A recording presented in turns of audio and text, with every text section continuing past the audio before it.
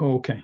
Before I begin, one of the questions that was brought at the end, a very important question. When you're learning all these different opinions, and how are you supposed to know what the halacha is? Very good question. How do you know? So the real answer is you need shimush v'rabbanos. I mean, that's part of what you have to do. But as I said at the beginning of Basa B'cholav, that frequently we have psukim from the Alter Rebbe, and sometimes it's obvious, and sometimes it's not so obvious, and you have to figure out really what the Alter Rebbe holds if you want to know what we do halacha l'maisa. In general, I'm just going to show you some svarim.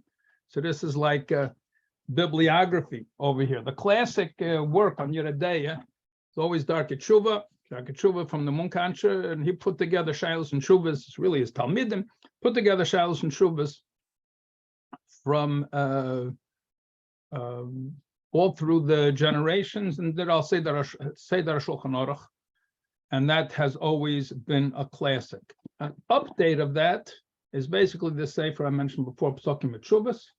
Piskei Tshuvas on Orach Chaim. His son-in-law made Psukim Mitshuvas, and that he has in one volume, Basa B'cholav and Taruvos and Machal Yaakov are all over there, and he collects up to the present day, modern day applications and contemporary Shilos and Shuvas and applications that were not available in the days of the Darkei Tshuva. Both of these Sfarim, when you see something there, you have to check it up individually because you can't rely on it because they're quoting secondhand and they're very often inaccuracies. Even the Munkacher, it was his Talmidim that put it together, and it's known that these things you have to check out. And just going to mention over here, this is a very useful sefer about the Shulchan. This is Bible Kohen who recently nifter, is a Litvish Pesach, but he frequently brings the Alter Rebbe, and it's mafalpul in the words of the Alter Rebbe, very useful. As far as the psukim of the Alter Rebbe, there are three svarim that you have where it brings Taruvos. This one I mentioned, you have on Basa B'cholav also, Piskei Admor Azokim from the Kaplan from Tzfas. Then you have Rabbi Berel, who has the set Shara Yeridea. So he has in Basa B'cholav and has in Taruvos. Another mile of this, that aside from, in addition to bringing the psukim of Alter Rebbe, he brings a Kitzur Shach and Taz over here, like Mareches HaShulchan. Very good Kitzur, and then in the footnotes he brings what the Alter Rebbe holds in these various things. And you also have from Rabbi Tverdovich and for Chabad, Hilchos Darav, and he has a whole section over here with different things on Taruvos, and it's not as much as the other two Sfarim I mentioned, but he has many psukim. It's has all Hilchos and Hilchos Nida, many different halachas over there. And I would just like to mention this sefer because this sefer Mishnah Dura goes through line by line. Machaber, Ramah, Shach, Taz, Achreinim. So this entire sefer here is not even the whole Taruvos. This is just Tzadik Hey through Kof Gimel, I believe. Kof Gimel, and then Kof Vav and Kof Zayin. Then he has another sefer where he did Kof Hey. In any case, this is all bibliography, but you have enough to learn. You learn Shulchan Aruch. I also wanted to mention something that came obvious to me during the Fahers, is that everybody, you should be clear Shach and Taz. You should be able to say, should be clear Machaber Ramah first. To be clear Machaber Ramah, to know, because all the Mefarshim are commenting on the Machaber Ramah. So you should have clear at the end. We learn a few sifim each week to be able to say outside with the sefer closed, what does Seif Aleph say? What does Seif Beis say? What does Seif Gimel say? Now, you're not going to remember it on your own. You have to learn it. So learn Seif Aleph and try to say over what it says in your own words, in your own language, in your own words. And you're not going to be able to do it the first time. So look inside again and get clear. Not to say every word Machaber Ramah, but the main dinim. And this is invaluable to be able to sort of set a structure upon which you can hang everything else. And if you can't do both, then get the Machaber straight. First get the Machaber straight, and then you add on the Ramah later on. It's just a general piece of advice in order to help for clarity. Okay, any questions before we begin today's shiur? Do you know if there's a reason that they didn't send out like with Pasuk Cholov, a booklet with the slides? They you mean the PowerPoint? They said for Pasuk Cholov we got two booklets. One You with have to the ask the central office is it does not have a secretary for the English program, and you should complain to the central office. You guys got the set of slides for the first for Basa B'Cholov? we got a booklet with all of it. Yeah, You got a booklet. Yeah, I didn't. I didn't. So you understand how great my impact is on getting action from the central office. Because I was asking it for the whole time, but okay, I have the PowerPoint, so I can do it, but it's just, it makes it much easier to prepare. But you should persist in requesting that. You have every right to that. And okay. Because like they had like lines next to each slide. It was a very easy way to take notes on stuff. I take your word for it. I never saw it. Okay. Yeah, I can see it being very useful. Okay, and Shiur Aleph, we didn't finish Sif Gimel. The fact is that it said on it that it was supposed to be Sif Aleph through Daled, where really, as you noticed in the Chayveres, it was only Aleph through Gimel anyway, and today is supposed to be Daled through Tes. I don't think there's any chance we're going to finish through Sif Tes.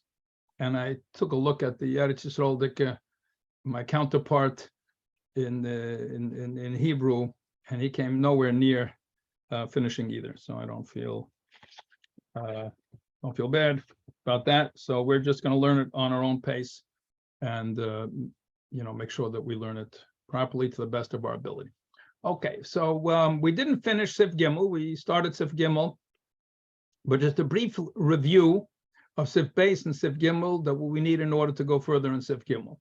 So we learned about the din of Nishbach and Sif Beis. That we have a suffix now, and if it's something which is midiraisa, we say svega derabana, svega deraisa l'chumra, svega derabana l'kula.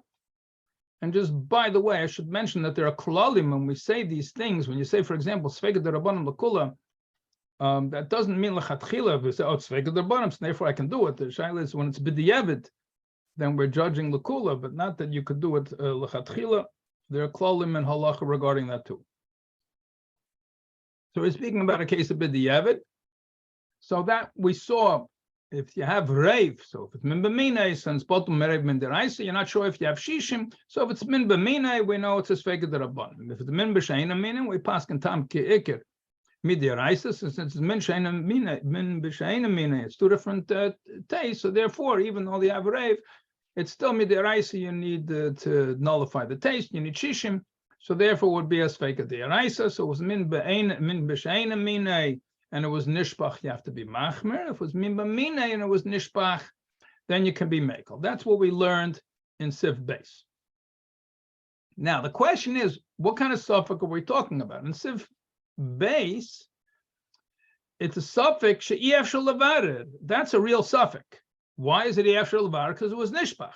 So it's not around anymore. It's not pshat you can figure out. You don't know how much was there originally. Now, if it's a maisa of chasr yediyah, here's a chasr bekiyas, to figure it out, that's not a suffix. And that's the cloud that chasr yediyah is not considered to be a suffix. And that's the difference between Sif Beis and Sif Gimel. Sif Beis speaks about nishbach, and that's a real suffix. So our general principle doesn't change from Sif Beis to Sif Gimel.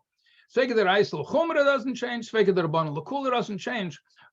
The difference between Sif Beis and Sif Gimel is the definition of what constitutes a suffix. Okay, if it's a suffix that's impossible to be mavaret, that we call a suffix. If it's chesron yediyah, so that's what the Mordechai said. He says das sheitim. It's considered like you don't know. Okay, so you don't know. That's not called a suffix just because you don't know. Okay, what's the case of chesron yediyah? Speaks about so the simple case you have. Here's a piece of nevela fell into a pot, and you don't know how to figure it out. You can't figure out whether it's shishim or not. How do you measure shishim in such a case? So if you don't know, So that's Sif Gimel. B'medvar mamurim, when we say Svega the Rabbanon L'Kuler, Svega then the Keshanishbach. When it was spilled out, there's the Mechaber. Aval is Shenisar Beheter B'Hulafonenu.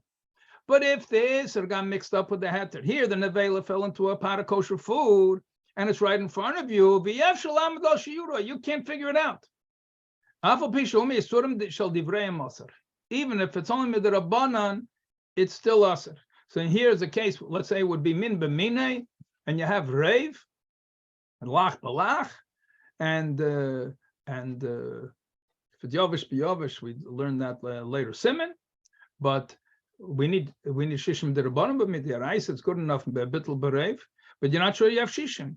Okay, why? Because you don't know how to measure it. So you don't know how to measure it. So that's called a Chesed and Yediyah. That's not considered to be a suffix. That's what Rishenim. Chesed and Yediyah is not considered a suffix. That's Sheitim and a Klum. And if he doesn't know, so somebody else can figure it out. You can't figure it out, but somebody else can figure it out. But when we're talking about the Indian of Bittul, how to figure it out. So normally we go by volume. So Shuvah brings down in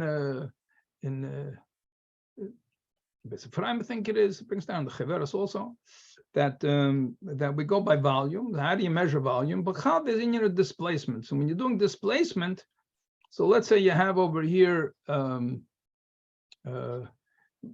speaks about Shir Chala, for example. So how do you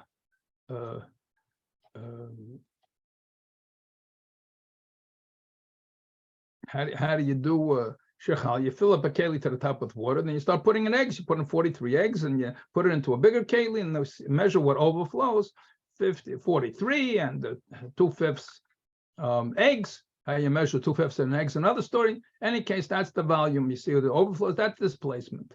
What emes is, that's not as good as a measurement as if you have a bigger keli, and you have it marked on the inside, the volume. This many milliliters, that many milliliters.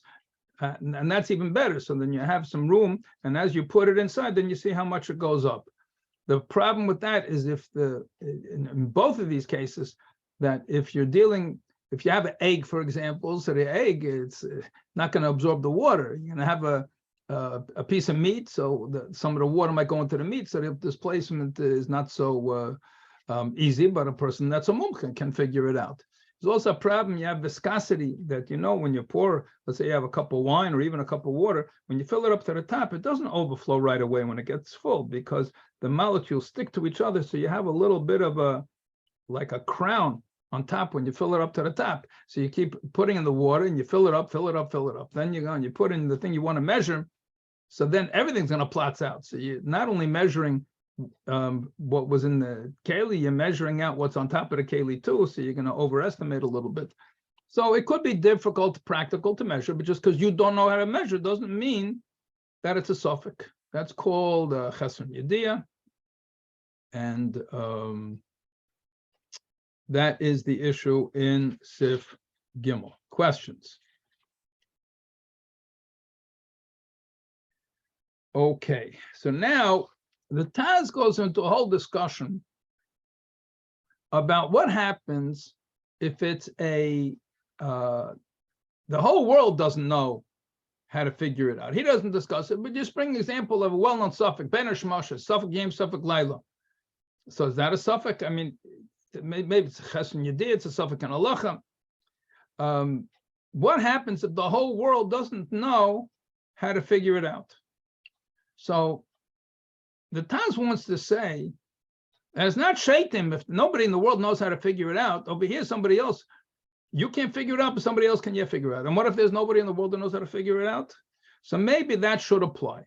The case he talks about over here is actually in the laws of making cheese. Do you remember from Bas B'chol, Peizayin, we had cheese making?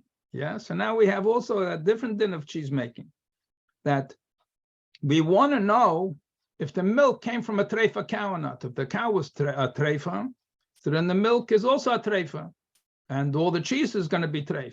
So what happens? You have a cow, and you milked it, and you made cheese, and you shech the cow, and you open up, and it's a treifa. So now what's with the cheese? The cheese suffix treifa or not? So the Rashba has a problem with such a cheese, and he says, you don't know. So okay, so you don't know, but we don't call that a suffix. But the Rosh wants to call it a suffix. So the Tana is trying to figure out why is it if it's a chesron yediyah, is the Rosh calling it a suffix? And in order to understand this, let's try to understand what's the suffix. So this is a picture of inside. This happens to be a picture of a deer, and this is the pinkish piece towards the bottom is part of the lung. It's the reya, and you see surrounding it is the rib cage. And they opened it up to give you a picture to see what a sircha looks like. So you see that white attachment over there to the wall is a sircha. And there are dinim.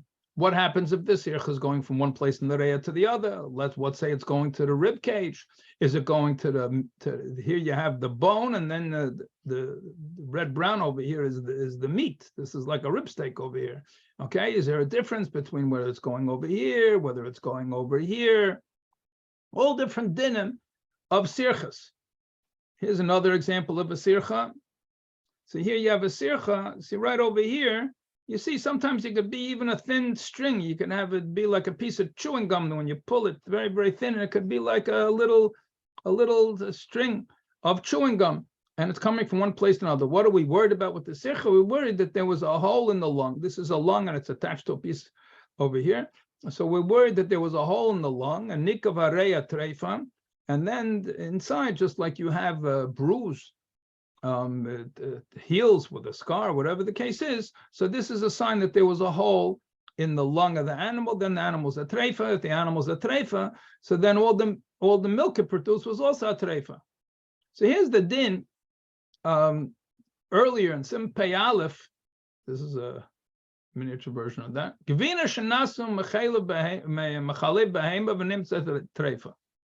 So you made cheese with milk from a cow, and then you find out the cow is a treifa. Now, if you knew before the cow's a treifa, the cow has 5 legs, 3 legs, whatever the case is, you can see the cow's a treifa.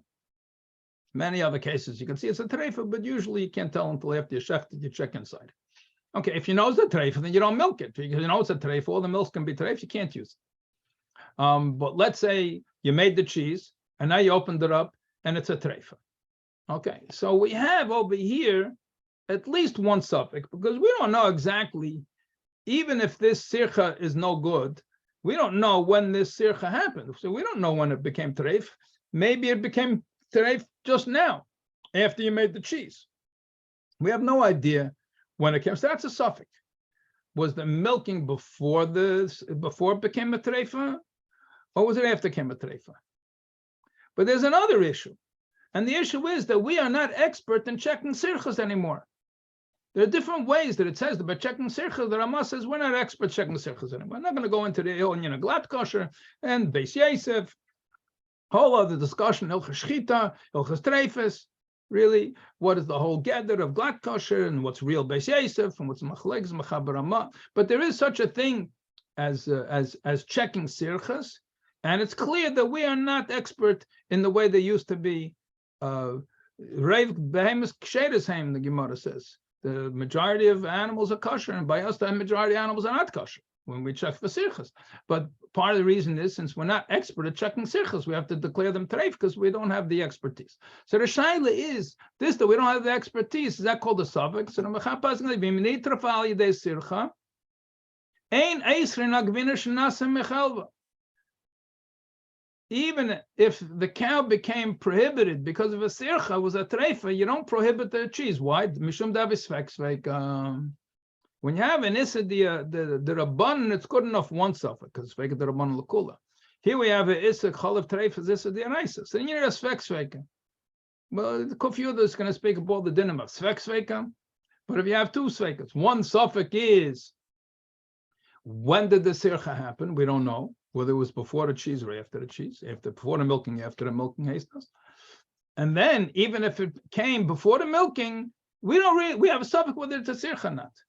Comes along the Taz, hey, what's going on over here? L'chur is a suffix yidiyah. What's going on? Madur Shulchan Aruch mater sagvina var suffix shemitzad the sircha, suffix shenavei mechaser yidiyah. Shata on a lebekim lived the sirchas. Today we don't know how to check sirchas, so it's an inyan v'chaser yidiyah. From this, the Taz derives if it's a suffix, it's called a suffix. V'ze chesron yediyah shekol ha'elam nechshav l'safek.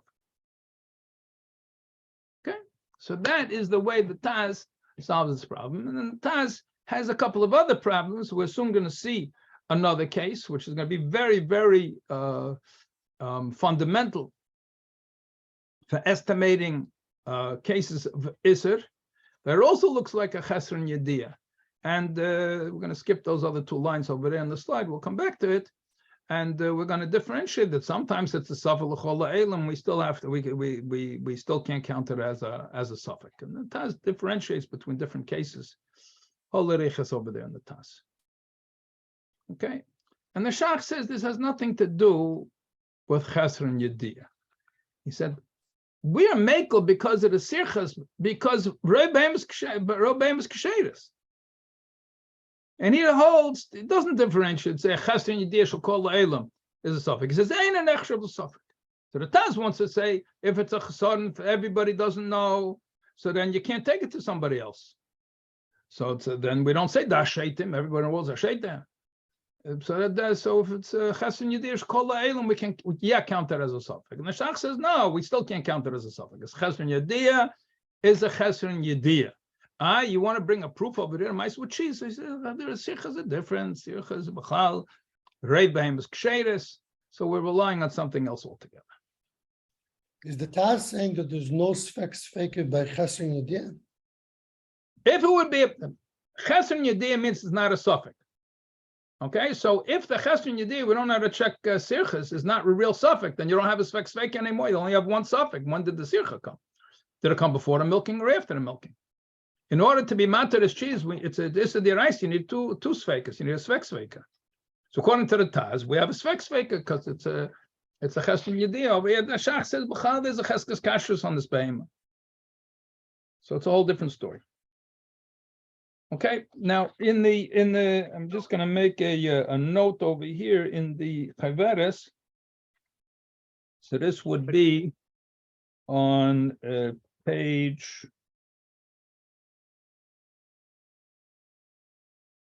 Um, 12 and 13. Yeah, I'm just looking for on page 13, but he brings down the halacha over here in the middle of page 13. So he brings down the psak. So this psak is, Amar is talking pasuk das hashach. That he holds that a Chesron Yediyah is not a suffix. But really the proof from this is really from Hilchas Pesach. He brings over here a raya from Hilchas Nida, which I have to write to the author of this chaveres because I don't think it's a good raya. Over there it's talking about din exomim, and it speaks about telling something's really kesem or not, that you put the different, you try to wash it off, and the Gemara brings, Rambam brings, about different things that you use, and we don't have this bekiyas today. Yeah, but out there, he wants to say Chesron Yediyah is not considered to be a suffix. Yeah, but over there, the Alter Rebbe says there are people that know. So I don't think this is a good raya, but the din nevertheless is the same. The Alter Rebbe holds like the Shach. Over here, where the Shach says that Rei Behim is Ksheris, but here we're talking about that there is a sircha already. So it's not like we don't know if there's a sircha or not. Yeah, but we still have a suffix. The suffix, in other words, the suffix about when the sircha came is we have a cheskes kashrus on the behema. Now, when it comes to shchita, you have a suffix in shchita, you don't have a cheskes kashrus because it's ever menachai until you shecht it. Okay, but when it comes to treifus, you have a cheskes kashrus on it because the Rebbe is kasheris. So therefore, the suffix is not an even suffix. When you say we don't know when it became treif, it's not an even suffix.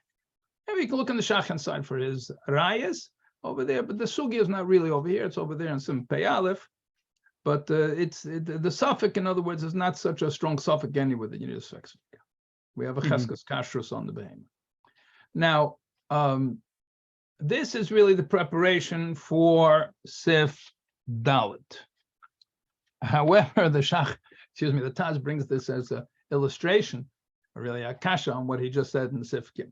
Okay, this is a kchal. This is an udder, and it has a whole siman Shulchan Aruch in Basa B'chal of Siman Tzadik that we skipped because people today are not eating kchal. But there are many halachic principles that come out of that sugya and Chal. If you remember when we spoke about Tigun, Tzemach Tzedek and Piskei Dinim, we have Tzemach Tzedek over there from the Tzemach Tzedek, and he brought a Klal and Tigun, if you remember, from that Tzemach Tzedek over here in Chal.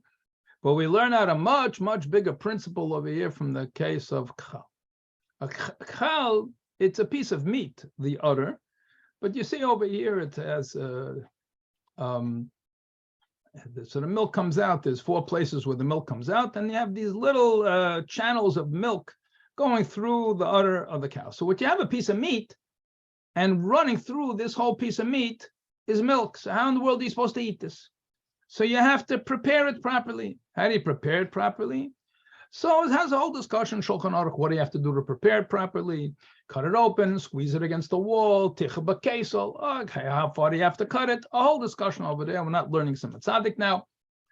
Kedai to learn, but you have to get the milk out. You have to get the mamashas, the milk out, even though this milk is only also midrabban, because it's chol of shchuta. If you remember some Peizayin, that if the animal is no longer alive, the milk which is in the udder is only midrabban.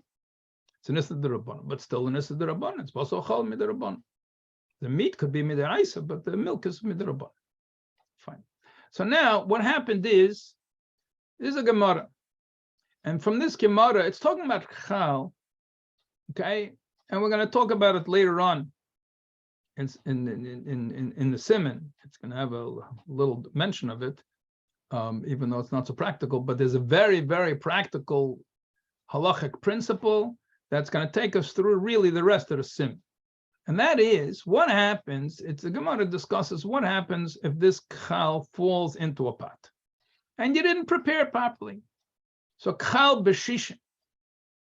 So you have to measure shishim against the whole chal. It fell into a kedera shel basar, a pot of meat, fell into the chont, and you didn't squeeze it out, so there's milk coming out. So there's a kula over here, chal min a minyan. You count the chal, so instead of needing 60 times the chal, all you need is 59 times the chal. You use the meat of the chal together with the meat of the pot to nullify the milk. Okay, we're going to have a machaber on that later, but that's not the main point over here. That's why chal is an exception, whatever the reason might be. So chal atzmi also, you can't eat the chal. If it falls into another pot, it dashes it. It's talking about what happens if you cook the chal by itself, and then what happened fell into a pot. So Omar Ravashi, when we went over there to learn by Rav Kana, Ravashi says, he boilon. They asked us a shaila.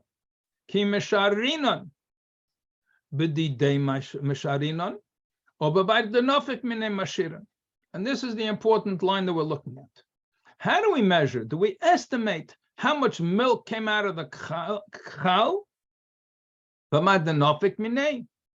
Or do we measure against the whole chal? So the Gemara answers, Pshita to be misharinan. It's pashut, you have to measure against the whole chal. Why is that? Because if you want to measure against how much milk came out of this chal into the flesh kapat, you didn't. How do we know? We have no idea how much came out. So let's say, for argument's sake, this is, we're talking volume over here. So let's say we'll talk metric over here. It's easier to measure. We'll talk a liter, 2 liters. You have a chal the size of 2 liters, a 2-liter bottle. You have a chal. So there's a bunch of milk inside. So do we say how much milk came out of this chal? I mean, the whole thing's not milk. It's 2 liters. A lot of it is basar, yeah? So let's say a liter. How do you know it's a liter? Maybe it's 1.5 liters. How are you supposed to know? There's no way to estimate. We have no idea how much of that chal is milk and how much of that chal is basar. So therefore, you have to measure against the whole 2 liters. And this, we're going to see this concept being used again and again over here in the following halachas, that we don't know my denofik minei, exactly how much came out. So therefore, you have to measure against the whole thing. So we're going to be speaking about pieces of food, and we're going to be speaking about a kelim. So when something goes into a keli, how much did the keli absorb? And then even after it absorbed, then you cook something else in the keli, how much of that taste came out? So we don't know either of those things. So what do? Do we guess? We can't guess. We have to take the momach mit the kashir. which is to have to measure against the whole thing. And you have to go l'chumra, as we're going to see in the following halachas, that this is the case. The Taz, by the way, just to finish off, I left a little bit of an opening over there in Sif Gimel, that the Taz wants to use the example of Chal to say this is a chesron yediyah l'chol ha'elam. But it's obvious from the Gemara and Shulchan Aruch that it's not. So why not? So he says that it's different over here, over there. Either it's also it's mutter. Over here, you have a smaller shear and you have a bigger shear, so you can be machmer a bigger shear and it could be batel. So it's not pshat. You don't know anything. You're not sure which shear, but it's not like you don't know. You know how big the chal is. So it's not called really a chesron yediyah, and therefore it's not considered to be a suffix. Okay, that's in the Taz. I think you have in the Chaveres also.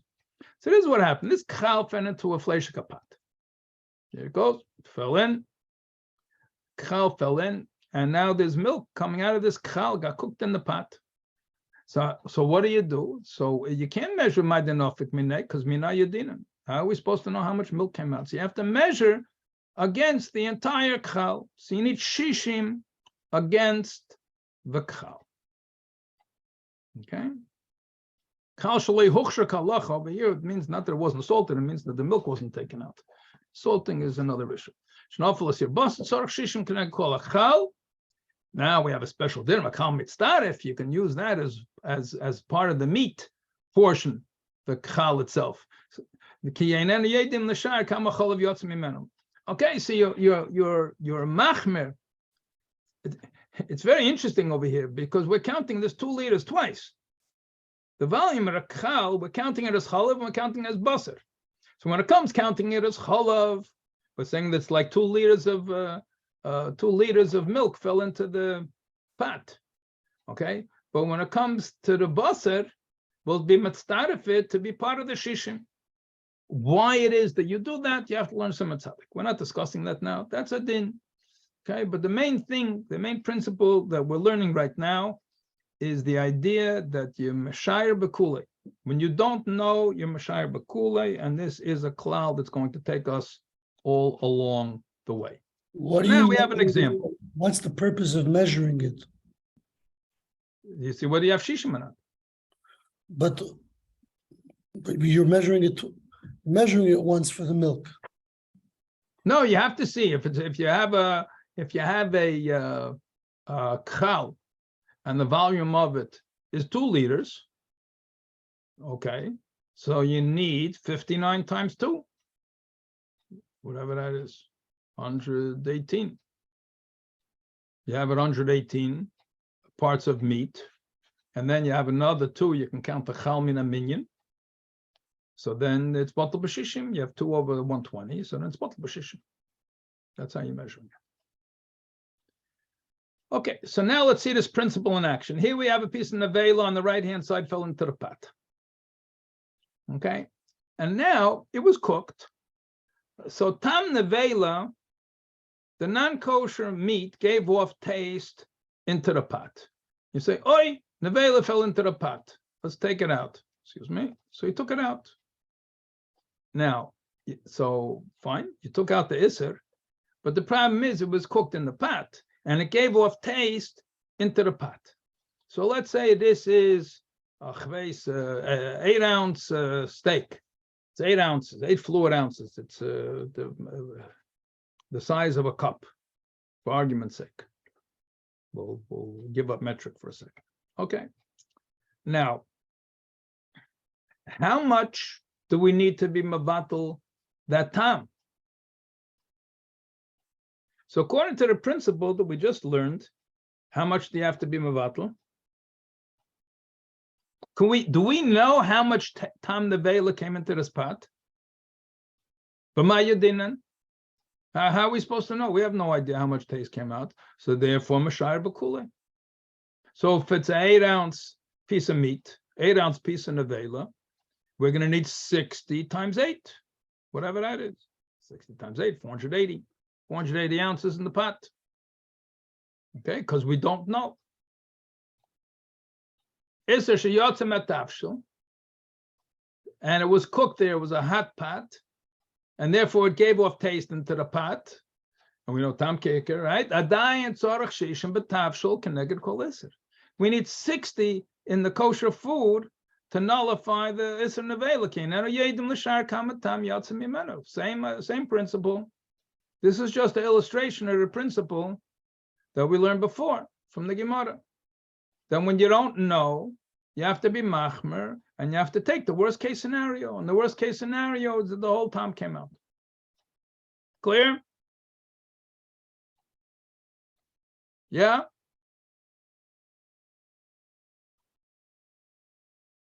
Everybody there? I'm good. So far good? Okay. We learned this about the color. Excuse me? We learned this idea about the color. Okay, good. Yeah. We've had this concept before. But just to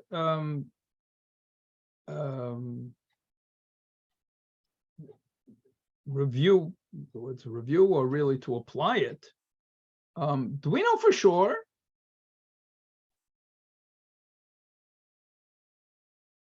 Do we know for sure that all the taste came out, or we're just being machmer?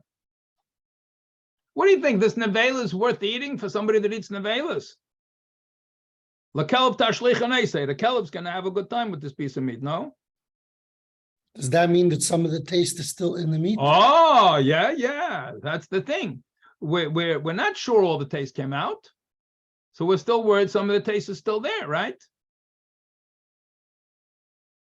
So if some of the taste is still there, so then we have an issue. So now what's going to happen?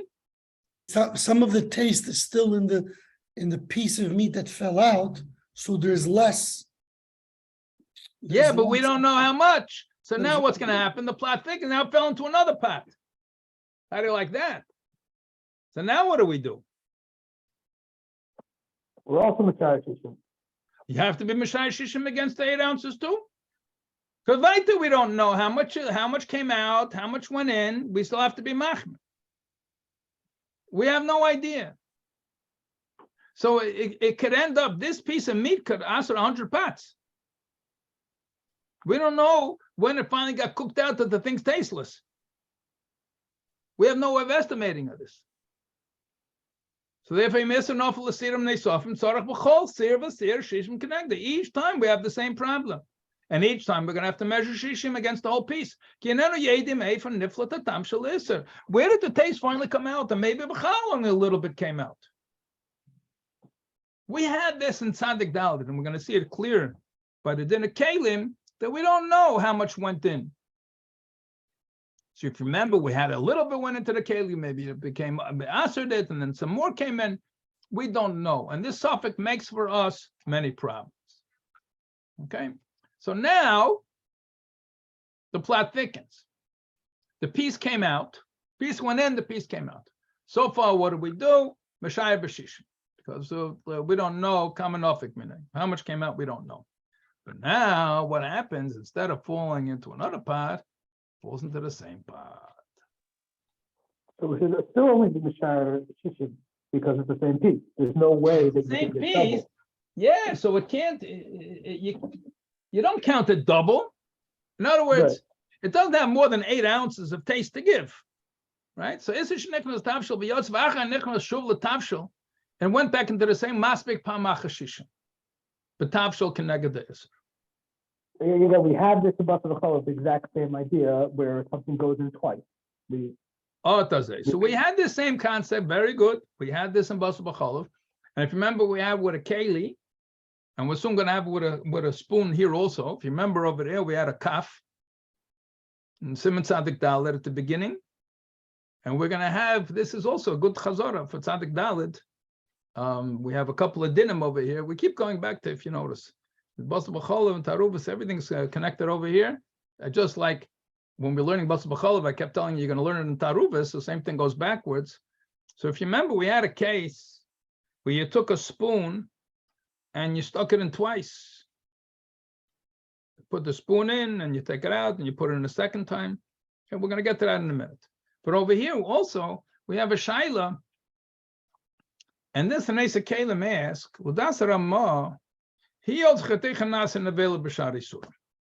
Okay, so what can happen over here? What can happen over here is this piece of meat, okay, when it came out, it gave off some taste. Well, let me just back up.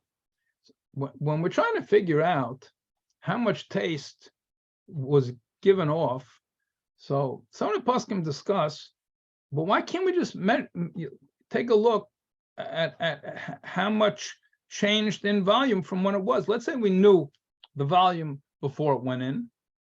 So take it out and we'll see the volume after it came out. So that's how much the nafik minay.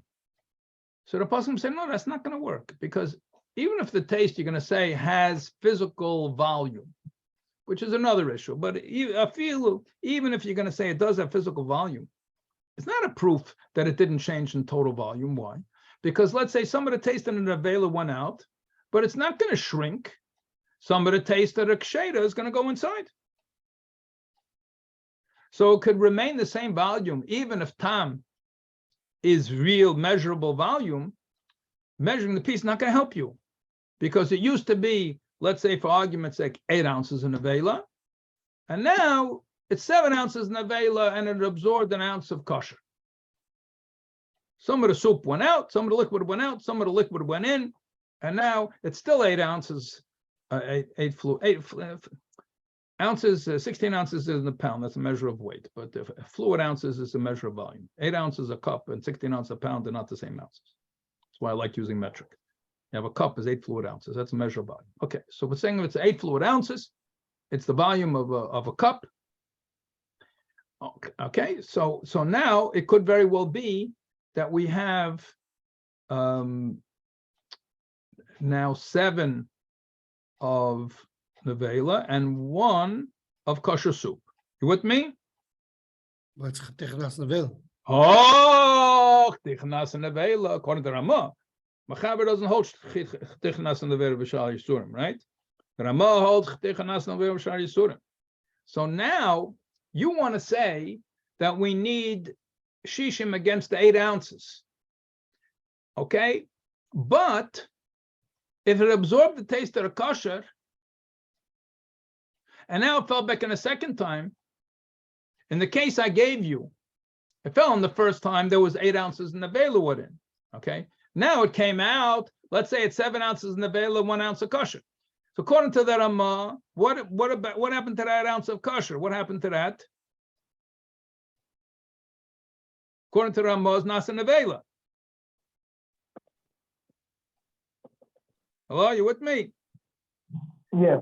So therefore, now, how much total issur do we have when it falls back in the second time? 9. 9. So how is it going to help to only be mabatal the same once if it went in 2 times? That's the shaila. That's the shaila nosa kalim. But das, according to the Machabi, doesn't hold nasa. He holds nasa nevela, cheticha nasa nevela, that the whole thing becomes aser. There's only a basa b'cholah. But the Ramah holds that the whole piece becomes aser. Cheticha nasa nevela, not only basa b'cholah. In this case here too.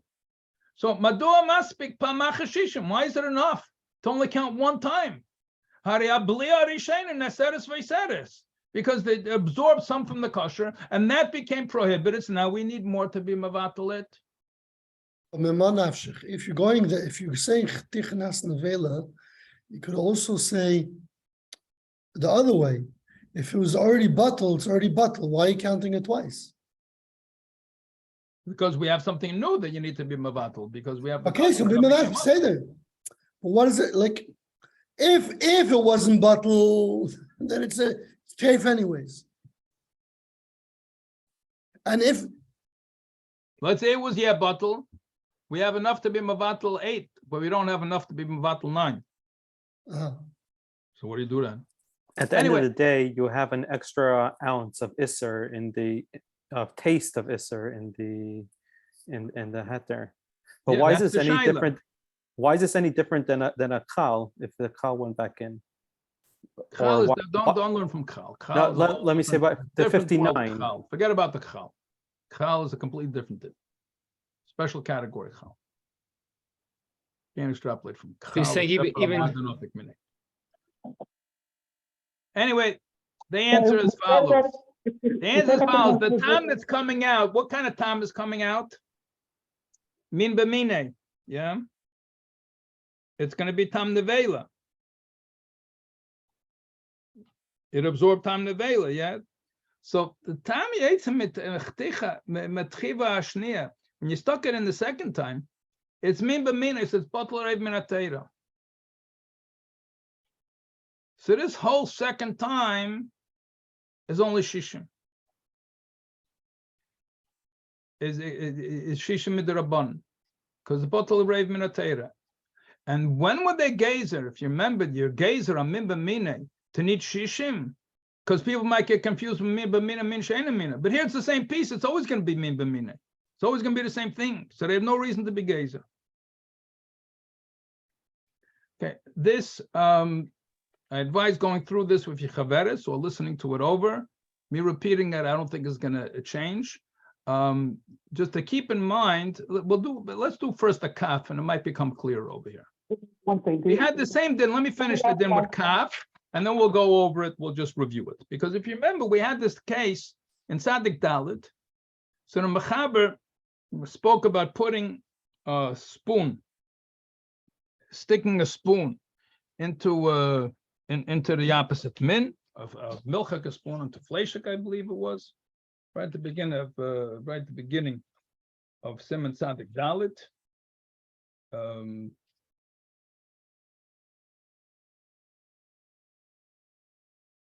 Yeah, sif beis im tocha vakaf bekedera shnei pamim ulei neder bentayim, then you need 2 times shishim. And the Ramah says no, you only need 1 time shishim. Okay, so we're going now according to the Ramah. You need 1 time shishim. So remember, we had all those discussions. Sif Aleph, we discussed how much of the spoon do you need to measure against. So over here we have a spoon that went inside Isser, and therefore the spoon now absorbed Tam Isser. Okay. Kule means whatever was submerged. That's the way we're passing. Remember, and Mechaber is going to mention here also that there's another opinion that says Cham also Cham Kule. Hope your memory cells are firing. Rabbeinu Peretz held over there in the beginning of Tzadik Dalit in Basu B'Chalev, that the taste, and if it's a metal spoon, the taste goes through the whole spoon. You have to measure against the whole spoon. He brings it down over here. Also, we don't pass them like that. You have to measure as if it's all Isser, but that's the part that went in. So the whole volume of this spoon over here, everything of that is considered to be Isser. So therefore, when you take it and you put it in a kosher pot, what do you need to be mevatel? Whatever the volume of this Isser is, the bottom part of the spoon, whatever went in. So if you remember over there, we learned there's a mashal that says if you're not sure, normally people use the large part of a spoon so you can measure against that. Of course, if it's a deep pot and you have a long handle, then you have to measure part of the handle too. Whatever the case is, we assume, we don't know whether the entire volume of this spoon is absorbed with Isser. That's one doubt. There's another doubt we have, that when you put it into the kosher pot, we don't know how much of it came out. All of it came out, part of it came out, how much of it came out. So both of these fakes we go l'chumra. So we're strict to say that the entire volume of the spoon, as if it became a piece of Isser. And then when you put it into the kosher, we're strict and say as if the entire amount came out into the pot. So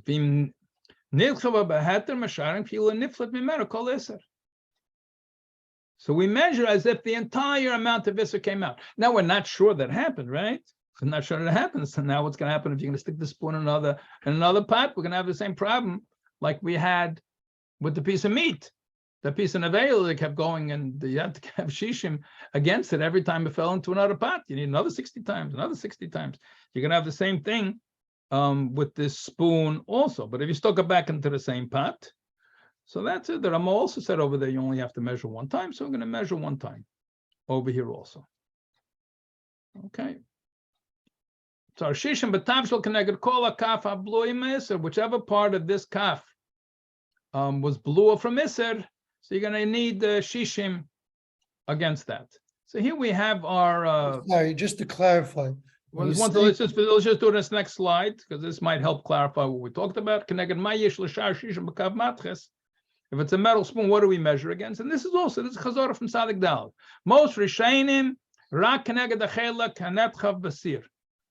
You only measure against the part that went into the pot. Rabbeinu Peretz said Chamik Tzasacham Kulei, and therefore you have to measure against the whole spoon, even if only the bottom part of the spoon went in.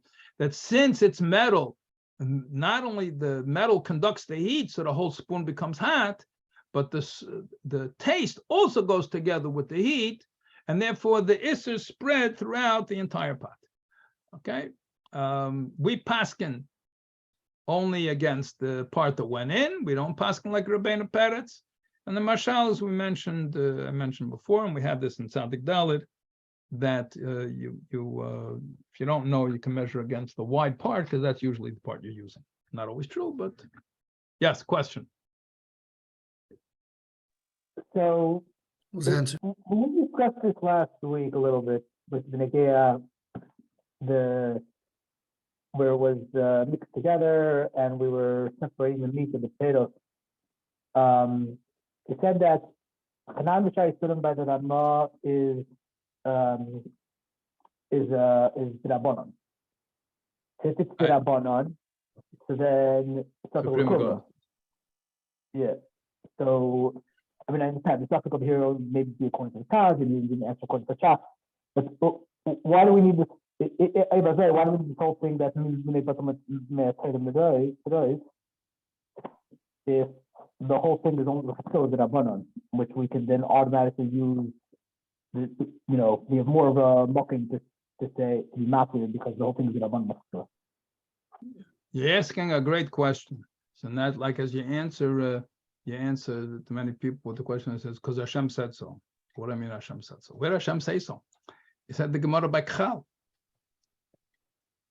You're asking a good question. I thought you were going to ask it back over there by Kchal.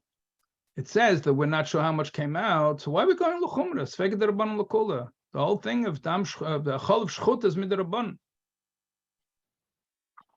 But we see that even by Kchal, you have to be machmir and measure according to so this we see. What's the explanations? There are shayim that bring different reasons why we're machmir and we don't treat it like a sveked rabbanon. You might say it's a chesron yediyah, so it's not really a suffix. So this whole din of sveked rabbanon falls through. We can't use it. It's not really a suffix. That was the Taz. That was the Taz. He wants to know, since nobody knows, why is it not? And the Shach doesn't hold from this whole concept of chesron yediyah to chol ha'elim is called a real suffix. Okay, so according to the Shach, it's a chesron yediyah. It's not a suffix. So you can't say sveked rabbanon over here because not a suffix at all. According to the Taz, he wants to say a suffix l'chol ha'elim is suffix. So he explains why it is that by the sirchas it's yellow kol ha'elim, but over here by the kal it's not the kol ha'elim. When the Rama says Einon Bekim ben Kachal Shaman, is that also considered Chesron Yediyah l'Kol Ha'elam according to the Taz? Einon Bakim. Ben Kachal Shaman. That's Ein Onom Bakim. Right, but he makes it a suffix for everybody. So okay, so I once upon a time, I thought this number of years ago. I made a chart. I was thinking of putting it on the screen for this shiur, but it's just I put a whole bunch of different sfeikos together, and there's 4 different categories you could put them in, and which ones are also and which ones are mutter, which counts as a suffix chesron yediyah, which counts as a real suffix. It's a good question. The short answer is that the difference in kachos and shaman would go into the same category as kchal. Because the whole question is, you have a choice. You can be machmer. So that's not called a chesron yediyah. Chesron yediyah b'chal, we don't know what to do. Then even according to the Taz, B'chal the Shachs doesn't know about this whole concept, but it's only according to the Taz, and even the Taz is going to say that since we can be machmer and measure against the whole chal, it's not a chesed yediyah. You're not sure it's this year, that year, so be machmer. It's not called chesed yediyah. Chesed yediyah, but chal we don't know. The thing was nishpach. We have no idea to measure against what. We have no idea what was there originally. Okay, weiter. So now we'll learn inside. So after all this, now we finally get to learn the sif inside. Yeah, sif dalet iser shenis bashel im heter. So if you have a iser that was cooked together with a heter, that's like our nevela that fell inside. I feel a makire, v'hu shalem v'zarke. Even if you find the piece, we see the nevela, and it didn't dissolve at all. Nothing dissolved. V'zarke, you threw it out. Threw a nevela in the garbage, gave it like a kelev tashlich anesa, you gave it to the dog, whatever you did with it. So now, what do you have to worry about? You have to worry about the taste of this treifa meat that went into the pot. Zorach shishim keneged kola is you need 60 times the entire piece. Why? We don't know how much came out of it. So you see the hemshech in yonim. So this was why it's not a chesed yediyah over here. So therefore, we have the same problem when it's a keli. When we have something cooked in a keli, you have to measure against the volume of the entire keli, because we don't know how much the keli absorbed either. So hamavashul b'gedeira iser shehibas yema. If you cook something in a treifa pot, kedera sister, you have a treifa pot, and it was a bas yema. It was used in the last 24 hours, because if you remember, the dinim of ben yema, eina ben yema, we had back over there in Bas B'chalav. If something is a eina ben yema, if it hasn't been used for 24 hours, so then it's a mutar min haTeira. It's a tam pogum, and it's mutar min haTeira. The chachamim were gezer. Old pot, because you might use it with a fresh pot. The gezer eina ben yema, oto ben yema. Why this is a ben yema? Is a bas yema? I have no idea. I guess the keter is the keva. In any case, so you have a pot that was used for non-kosher food in the last 24 hours. You took a treifa spoon and you stuck it. You used the wrong spoon. And just by the way, the same thing would apply. This is an everyday case. You have somebody used a fleishika spoon and stirred up a parva soup or a milchika soup, whatever the case is. So how do we mashayir over here? How do we measure? You have to measure 60 times the entire pot. Or 60 times whatever it was that went in from the spoon. Why? We don't know, first of all, how much prohibition it absorbed in the first place. And then we don't know how much came out either. So you have to measure against the whole thing.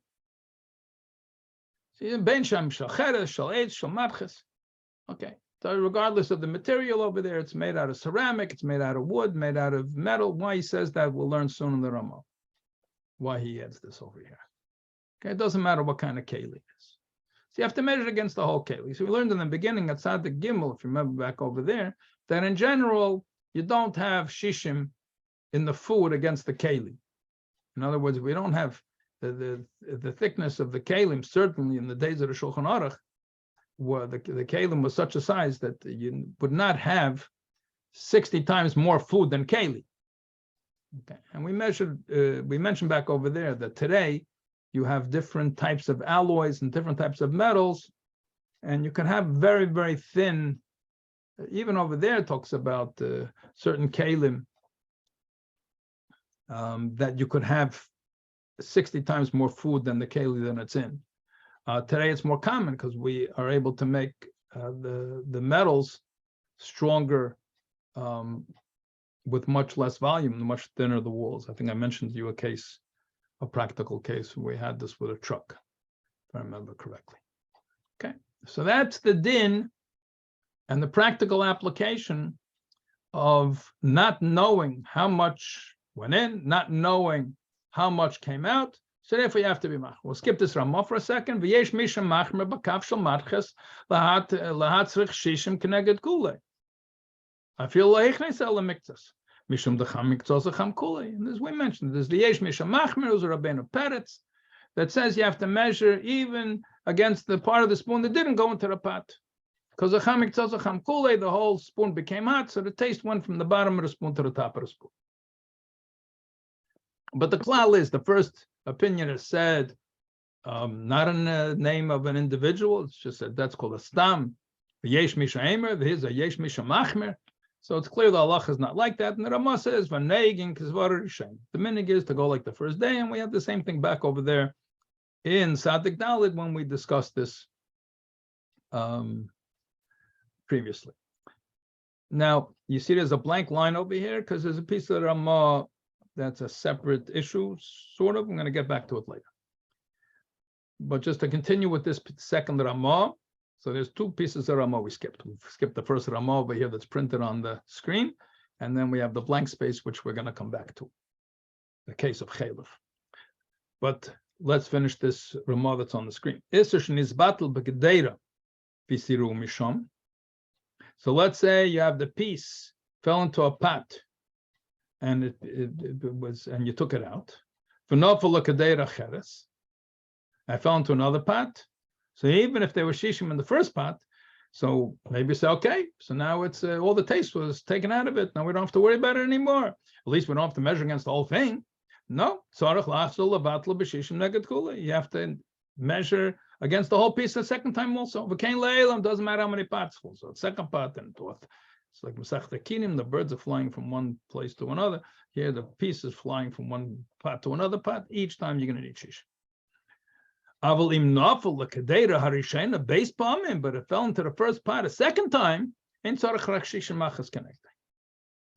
You only need one time. Ramah tells you where to look, and that we discussed over there that the Ramah does not hold from this idea of having to measure it twice. And over here, the Neisa Kalim discussed part of the reason why.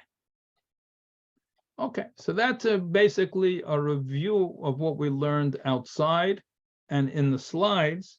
And now we have this first Ramah, which we didn't discuss yet, and the other part of the Ramah, which we also didn't discuss yet. Questions?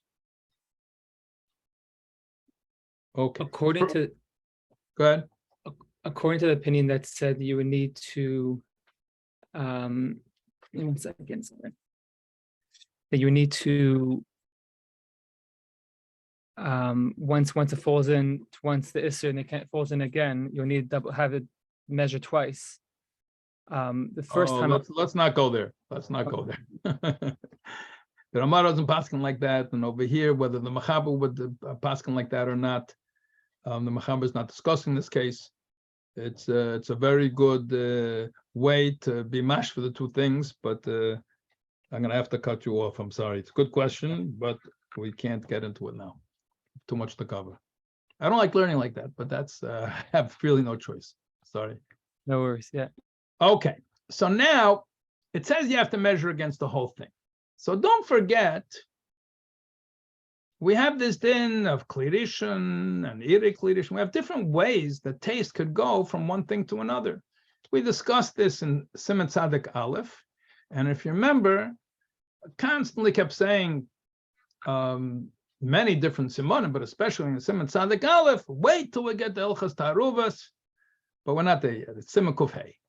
Here it's also going to be Siman Kuf Hey, but he mentions over here, when we say that you have to measure against the entire keli, what are we talking about? We're talking about a klirishin. We're talking about a real case of cooking, that it was on the fire, a klirishin. Bivad shabalu, back in the Ramah over here, the first Hagah. Ubilvad shabalu al yedei resichas eish. When do we have to measure against the whole thing? When it was a klirishin, it was on the fire. Sha'az habliya halachas b'kol keli. When is it that the taste gets absorbed in the entire keli? Only if it was in a klirishin. Aval al yedei resichas malicha. But if it only became, the resichas malicha is literally it became hot through malicha. Because we say malicha kareseich, that when something is salted, it's as if it was cooked. So if it only came through salting, aina nivla bekli rakadei klipa. It only gets absorbed in the pot kadei klipa, only a very thin layer. Vein sarach l'shayir rakadei klipa. You only have to measure kadei klipa. Only one little layer. That's what we say by malicha. So if you remember over there in Simon Tzaddik Aleph, you mentioned before also that we're not expert to know the difference between food. That if it's a dover shamen, then we don't take only kedei klifa. If something was salted, then you have to measure against the whole thing.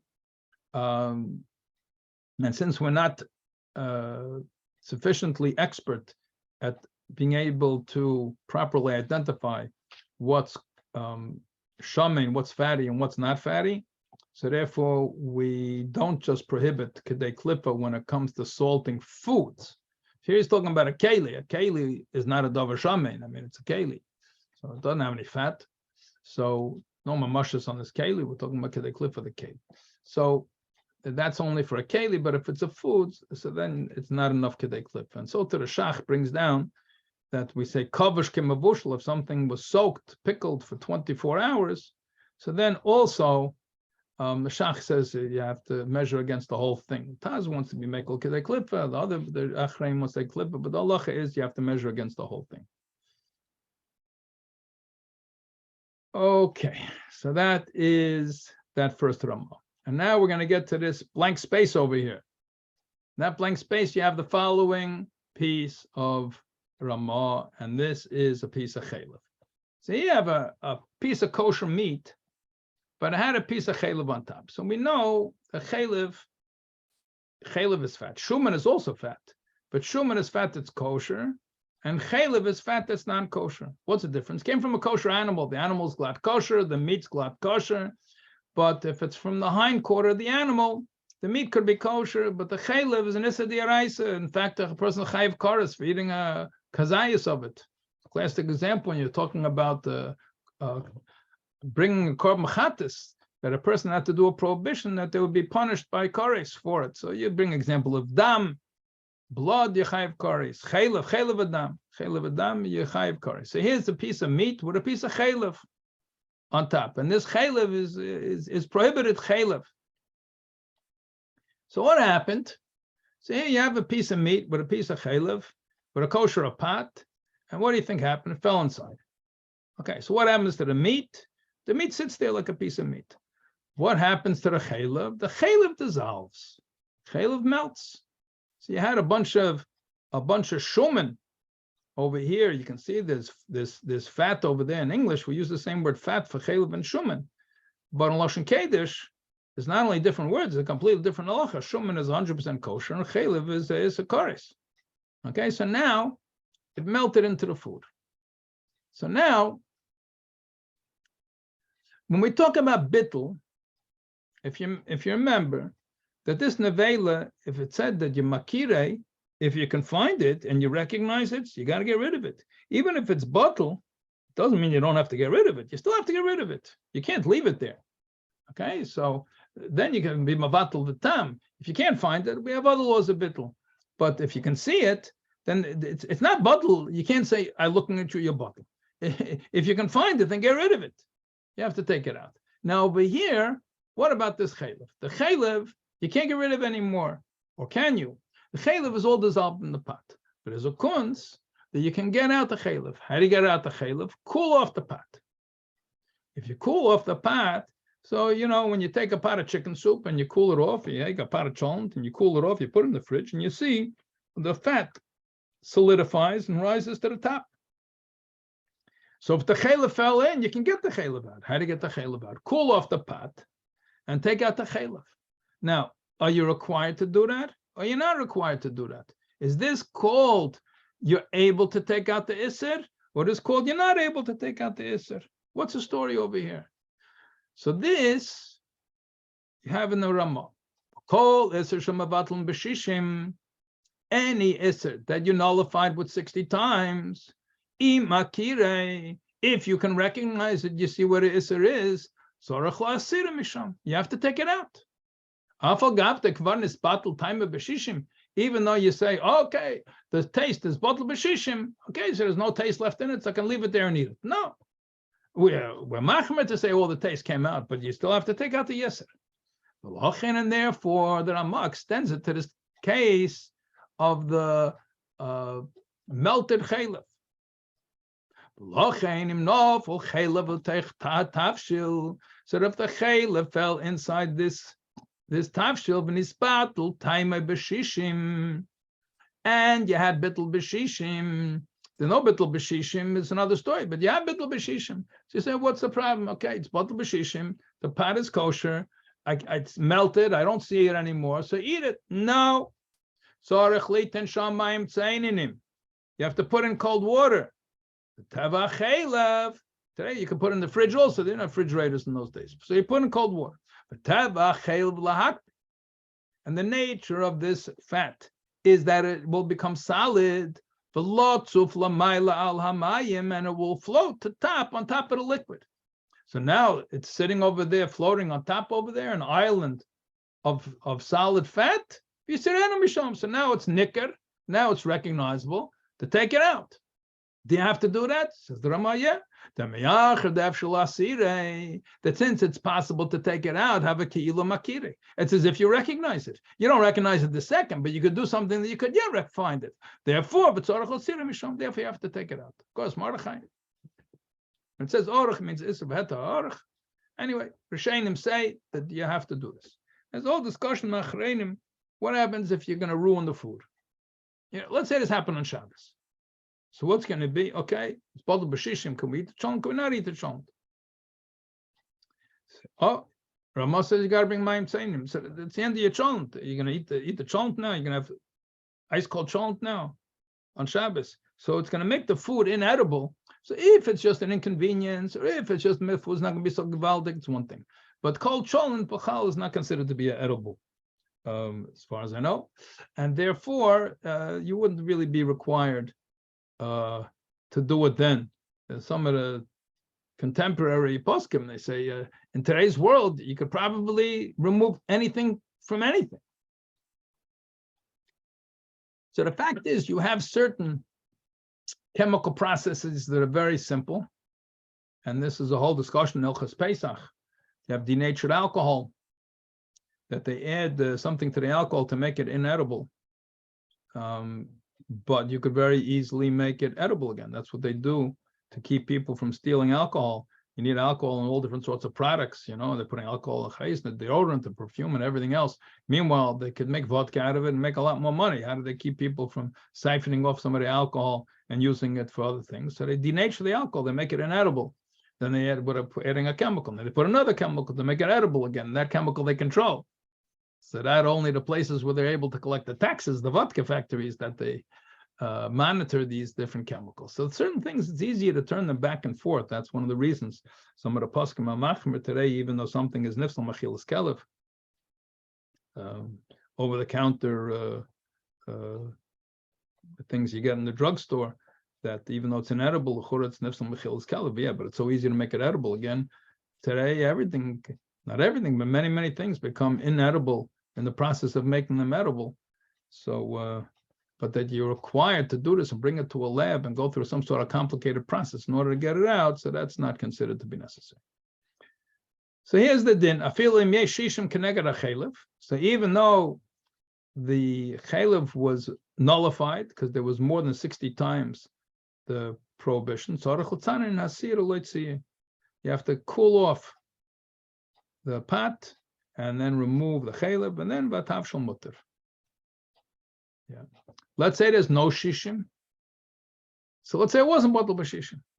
So the chaylev fell into the pot, and the pot wasn't big enough.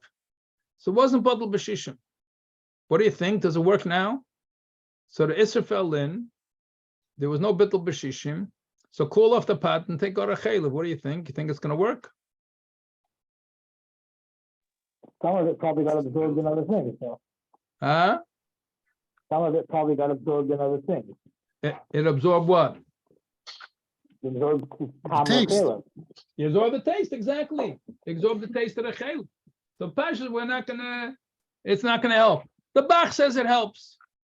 The Bach says it helps. You can eat the tafshil as long as you took out the fat. But the Shach and Taz and other achreinim, they don't understand this Bach. How is it possible?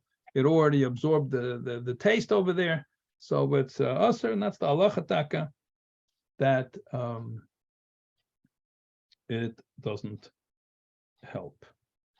Okay, so that is, we did Sif Gimel and Sif Dalit. And what's next after this? Is Sif Hey. So we're gonna after it, we'll take a 10-minute break, and we'll do Sif Hey. Any the time now is 8:18. This is my computer. It's 8:28. The Mitzvah Hashem will continue. If anybody wants to stay and ask a question, I'll stay here, but we're going to continue 8:28. Yeah. Is it possible According to to that ask? law, if you, I've never done this before, so that's why I'm asking this. But I know that you can, in general, when you take the fat out, you have like different percentages. Do you have to try this more than once, or do it once is good enough? Different percentages? What do you mean? Like with milk or cheese, they take things out and then you can filter it again and again. Is that something? According to progress. Okay. So now, Hakdama to Sif, hey, just like to talk something through a minute, just to think about something. When we say that something became usher, especially in Nasa Nevela. Let's say you have a piece of kosher meat and it's absorbed some taste of Nevela. Okay, so now it's usher. Why is it usher? Because it's got tam Nevela in it. And if it was Chetich and Nasa Nevela, so what does that mean? You had a 5-ounce piece of meat and it absorbed an ounce of Nevela, and now you got 6 ounces of Isser. So what exactly happened over here? We had a heter, and the heter became Masr, Nasa Nevela. So it's a funny thing. So if you remember, back in Bas B'chol, we talked about the concept of Efsel L'Sochte Osir, that even if you can get the taste out, the thing itself remains Osir if it's Nasa Nevela. And we spoke about it. It's the same concept, or the differences between the two concepts. But anyway, but we have over here this whole idea that something which is mutter became usher, which is really the whole Taruvos, right? It's the question is, how far do you stretch it? Okay. So now you have, instead of this ounce of nevela going into a piece of food, now we had the ounce of nevela going into a keli. Got cooked into a pot. You cooked nevela in a pot. So now we're not talking about that the taste of nevela went into the food. We're talking about the taste of nevela went into the pot. What do we say about that? That's also aser? Yeah, tam keker. Tam keker. Now, how much of that pot is aser? So we say we don't know how much it absorbed. We don't know how much comes out. So you have to measure against the whole pot. What's pshat? The pot is, we say the pot is aser. It's a fleshika pot. What is the fleshika pot? What happened over there? Does the metal become fleshik like the kosher meat became nasa nevela? We say that the whole piece of meat is now nasa nevela. Now the whole thing is aser. So the meat is now aser. When we say that the pot is now aser, or we say a pot became milchak, what do we mean? We mean that the pot itself became aser, or do we mean that since the pot is so full of tam, and we don't know how much tam, so we've assumed that tam filled up the whole volume of the pot, and therefore we measure against the whole pot. What does it mean that the pot became nevela, or the pot became fleshik, whatever it was? We're talking about the metal, the wood, the ceramic, or we're talking about the taste, which was absorbed in that keli. What are we talking about? Taste. Chura taste. But it's not only the taste, but also the time. What? It's also the time. It's within the 24 hours. Okay, good. Yeah. But that's at the time. But if it's a fresh, we're talking about the time. And if you remember, we had a whole discussion over there in Basa B'cholav that the tipa fell keneged hareitev, higher than the reitev, and we don't know how much of it answered. Remember, we had the tipa's chola fell in the fleshika pot. Then we have to see how much shishim times, then get shishim pamim shishim. Yeah, but we're all worried normally about the taste of the pot. So far, so good? Yeah? Now, what if I would tell you that it's impossible to get this taste out of the pot? You can't get the taste out of the pot. Where do you see such a case? A kli cheres. It says by kli cheres, says a chumash, that if it's a kli cheres, you have to break it. Why do you have to break it? Because the taste will never come out 100%. So it's not efshel l'sochte, it's efshel l'sochte. It's going to keep giving off taste. So maybe I'm going to put this machshava zara into your head because we're going to need it soon. But maybe when it comes to kli cheres, we could say the cheres itself is also asur. It's not just the taste that got absorbed in the cheres. That since the taste will not come out of the cheres, it's as if the taste and the cheres became one thing. Okay, and there's a rishon that holds like that. This is the Gemara Tamar and Mordechai. Okay, so we have those that hold. Then when it comes to Nas and Avela, it goes on all three. You got the food, you got the belia, what the taste absorbed in the keli, and then you got a kli cheres itself. So there are those that hold, okay, whether you have somebody that holds all three of them is another story, but you have different definitions of when do you have Nas and Avela. So what we're going to deal with first, we're going to leave the kli cheres for last. Okay, I'm just mentioning it now because it's sort of a continuum to help you understand. We have a basic machlekes between the Rashba and the Ramban about whether we have to worry about this whole inyan of Nas and Avela in the belia of a keli. So I think I should have put in another slide to make it a little clearer, but I'll talk it out first, and then we'll see it inside. If you have a brand new keli, you went to the store, you bought a keli, and the Shulchan Aruch uses an example of milk, even though it's not possible chalav, it's still Taruvos, because it's now talking about the din of Nas and Avela. And since the Mechaber holds Nas and Avela is only in possible chalav, not in Shari Surim, so he brings the example of possible chalav. According to us, the same thing would apply to Shari Surim. But yeah, the question is, do you have a brand new pot? Somebody cooked a kazayas, chalav, chalav, whatever it is. According to Mechaber, it's got to be chalav. According to us, it's chalav. It's you cooked something in the pot. You cooked a kazayas. You took an ounce of milk and you poured it inside and you cooked it. Brand new pot. So now we know exactly how much tam is in the pot. If later on somebody cooks basar, do we say you have to measure against the whole pot? We just learned over here in Sif Dal, you have to measure against the whole pot. What do you think? In such a case, you have to measure against the whole pot? No, we have to measure against the whole pot. We're not worried about the pot itself becoming milchik. The metal became nas and avela. Let's say it's chaylev. We're going according to Ramah. Holds b'shari surim. The metal became nas and avela.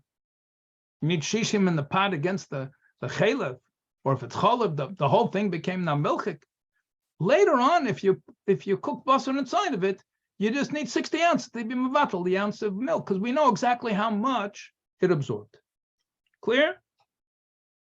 The shaila is now, it's not a new pot, it's old pot.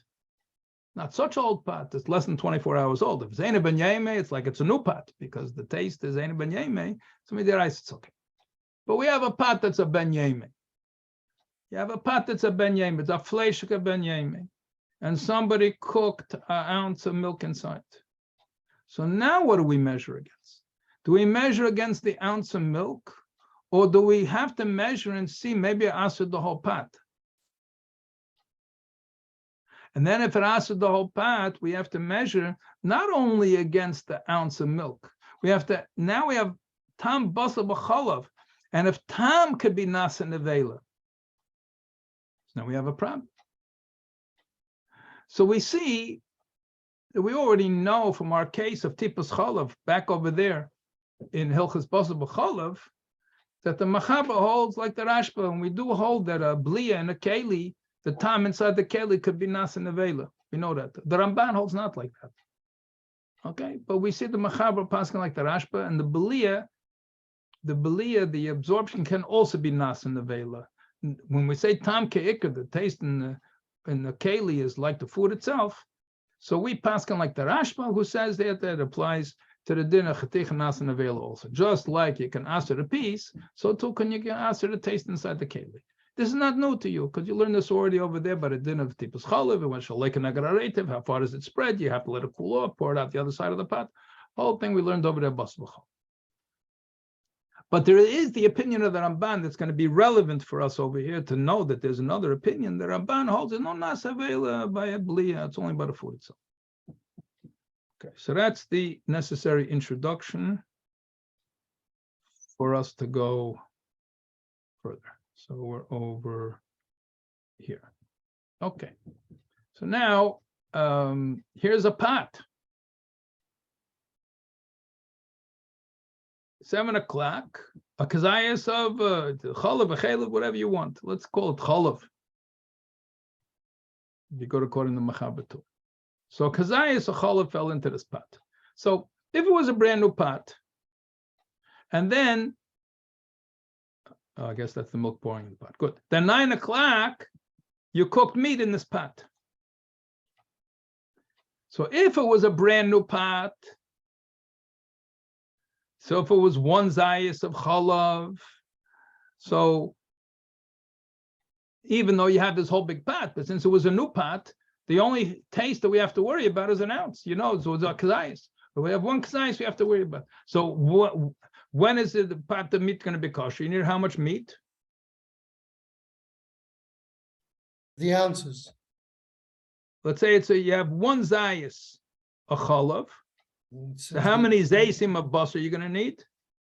60 zaysim. 60 zaysim of basar, exactly. And then it's going to be bottled. But But what why- if the pot was an old pot? Then what? So then Why you is it- cook milk in a fleshika pot, a ben yemei. So now we're not just worried about the taste of an ounce of chalav. What are we worried about? We're worried about the taste of basar b'chalav, which was absorbed in the pot. So now we're going to not need 60 times the k'zayis of chalav. We're going to need 60 times the volume of the whole pot. I mean, we know this instinctively. I mean, you knew this before we learned this halacha. But there are going to be some ramifications that you don't know until you learn Shulchan Aruch. But you cook food in a treif of pot of ben yaimir, and food is treif. We know that already, yeah? But why? Why? The Ramban is not necessarily going to worry about it. We don't pass like the Ramban, we pass like the Rashba. So if it would be a new pot, then you only have to worry about the 1 zayis. Okay? But if it's What would Rabbeinu Peretz paskin? let's leave Rabbeinu Peretz out of this for a second. He has a different machlekes over there. I'm just sorry, I have somebody with a timely shaila, so I'm sorry, you're just gonna have to give me 1 minute.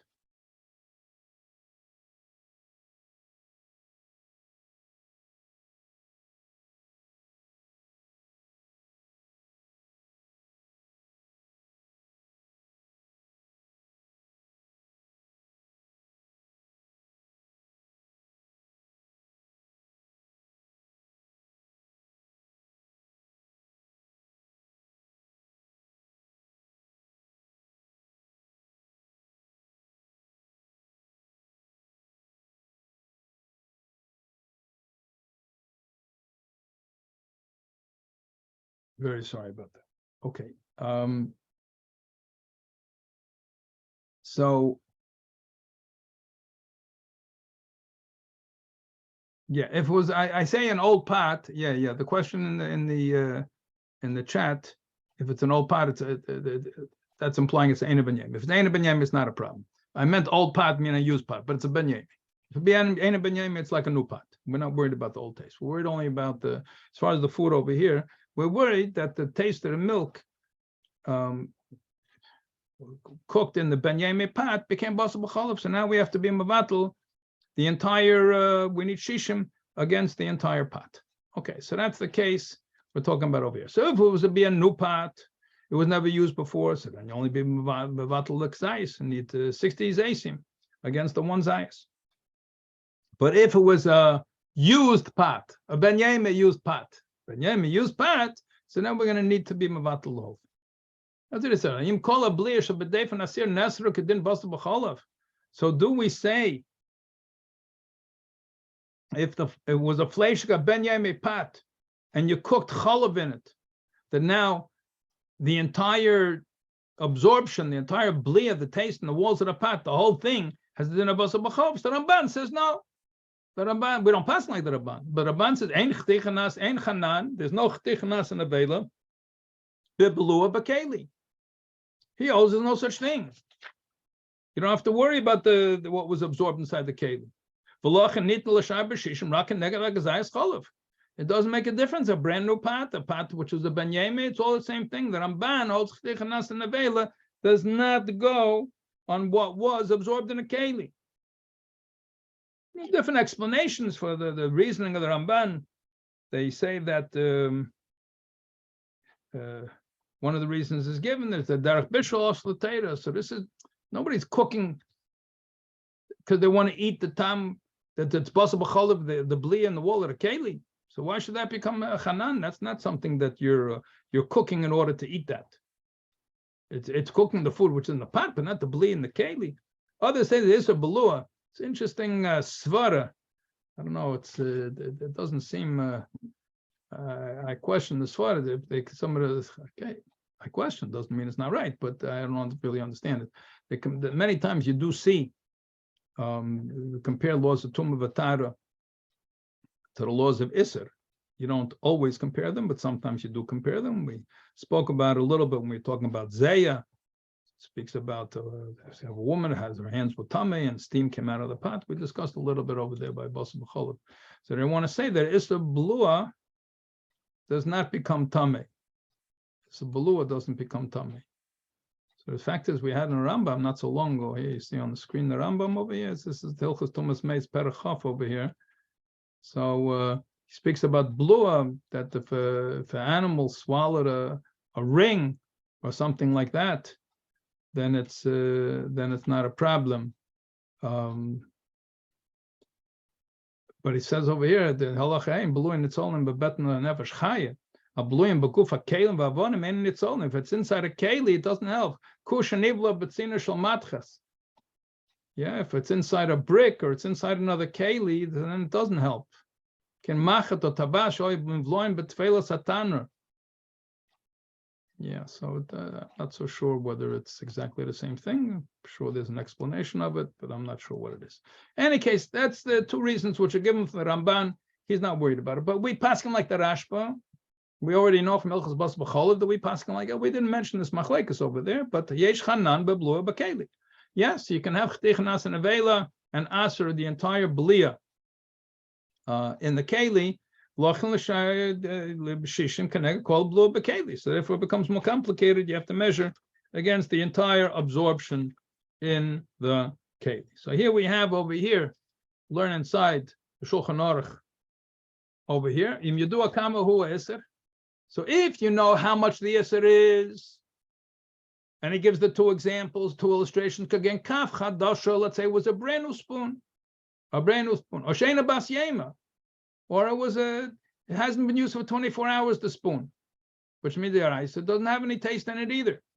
Shanirba, and then you use this spoon to stir something up. Ubola kazayas cholav. You cooked up in a pot a kazayas cholav. You had a brand new parva spoon, and you used it to stir up a kazayas cholav, and it got hot. It's in a kli. Now you take this spoon, you clear it off, you clean it up. And then you stuck it in and use the milk like a spoon and you stirred a pot of milk. So now how much you have to be mavatal? So we learned in the previous halacha that you have to measure against the whole spoon. I'll give it a benefit, mamish the whole spoon, but we don't pass it like that. We say only the part of the spoon that went into the milk. Okay, do you have to do the same thing over here? No. Ain't tzarech el hashish from the battle akazaya shabala. Over here, we don't have to worry about the whole keli. We don't say that the whole keli became the vela. I feel him nira by yisr. Doesn't matter with you over here. It's not just because it's a heter, and we don't say chtichanas and vela. But how we don't say chtichanas and vela? Remember over there from basar b'cholav that we have chanan basar b'cholav. Once you have tam basar got cooked together with tam cholav, then you have a problem. The basar and the cholav together got cooked together. But if you have, for example, a parva soup, and then you cook a piece of meat inside. So the whole thing, it's heter. We don't say the whole thing became fleshik, the nasa nevela fleshik, because it's only for iser. It's only not for a heter. So, but over here, the Ramah's clarifying. It's not over here. We only measure against the one kazayas of chalav, not because it's the same thing would apply if it'd be chalav instead of chalav, or it'll be dam, no matter what it is. Since it's a brand new spoon, or the spoon's ain't a ben yemei, so you only measure against the one zayis. Avokaf yeshano bas yema. But if the spoon was old, it's not so old. It's a bas yema. It's been used in the last 24 hours. Yeshano means used. It has taste in it, and the taste is a fresh taste. It's a ben yemei within 24 hours. Meshayrim bakula. The call mashabal and nasis because everything that got absorbed became prohibited. We don't know how much got absorbed, so therefore we assume the entire volume of what got cooked. In this case, will be whatever from the spoon went into the chaylev, the dam, or the chalav, whatever it was. So then, what happens is it's not just what it absorbed. Now that it was cooked, that affected all the previous blia, what was absorbed from before. So therefore, you have to measure against the entire volume of the keli, because the keli is full of blias. And that's the way we paskin. So if we have nas and avela, you have even a blia of a keli. So again, according to the Machaber, it's only bas b'chalav. According to the Ramah, it's also b'shari surim. Okay, but it wouldn't apply if there's no taste in the keli. Over here, we're not answering the keli. Okay, we're not nasa levei the keli. We're saying the keli is nasa nevela. We don't mean the keli. We mean what was absorbed, the taste which was absorbed in the keli. And again, we use the same principle we did before. So it's sort of clarifying what we learned in the previous sif, that you have to measure against the whole keli is only because of the tam. Okay, but if there was no tam, it was a brand new spoon, you don't have to do it. V'yesh mishayim, and the second opinion, that of the Ramban, that even if it was a ben yemei and it's full of taste, still you need shishim only against the kazayas. Because the Ramban holds there's no ch'tir nas and avela in the blia and the absorption of keli. We don't pass him like that, but the Ramah says that is according to Machaber also. First day he brings tam, and then the of yesh mishayemus he passes like the first day. The Ramah says clear that svarah rishon ikka k'moshes barli l'gabe tipus chalav shenofla l'kadei. Everybody remembers. Hopefully, we had the case of tipus chalav that fell over there. Yeah, connected not connected, and we see that it answered all the belia in the keli. Question. How do you touch levata vola kazayis chalav? The whole kazayis and chalav went into this, and then you need to be mevatel hakazayis shabo. How does it? I understand practically how it works, but how do we touch that? They absorb the taste of a kazayis, because we don't know. It's the exact same principle we had over here. It's the basis of this is the Gemara of Kchal. We have no idea how much came out. We have no idea how much came in. We have no way of measuring, so we have to assume the whole amount went in. Why don't we need a kazayis of iser that's in the spoon? You're talking about a new spoon or a used spoon? The first case. A new spoon. A new spoon. Okay. So there's a kazayis of a chaylev. You stir it up with your new spoon. Okay. Now you take this spoon that absorbed chaylev, tam chaylev, and now you use it to stir up your vegetable soup. Okay, how much you need to be mavatal it? 60 zaysim. Maybe the spoon is 10 zaysim, and you need 600 zaysim. No, it was a brand new spoon, so it didn't absorb more than a kazayis chaylev. What if it's less than a kazayis? Same thing. It doesn't matter the numbers; it matters the principle. But you're only worried about what it absorbed right now. You're not worried about it absorbed from before because there's nothing there that it absorbed before. But if it was a used spoon, so then you have to measure against the whole the whole 10 zaysim of the volume of the spoon. Even if you only stirred up one zayis of chaylev, because your whole spoon was not, or the belia in the spoon was not in the vela. Just like when the tipus chalav fell on the fleshik pat, back over there in Basel B'chalav, So now the pot became basa b'chalav. There's no flesh there. It fell shalei keneged hareitev. It fell on the top of the pot, the top chelik of the pot, above where the food was. But it doesn't matter. There's the blia. There's the flesh taste, which is in that part of the pot. So once the milk went into that, the blia, the flesh taste, which was in the pot, became basa b'chalav. And it's over here. It's the same thing with shari surah. Isn't there some sort of like a svek on the one hand, we don't know how much went into the pot, then we don't know how much went out of the pot. Again, I know that it's confusing because we learned before about svek, but the easier way to get through this, it's a chesron yediyah and it's not a suffix. You see from the Gemara, it's not treated as a suffix. Chesron yediyah. We're machmer the leyodina manofik minay.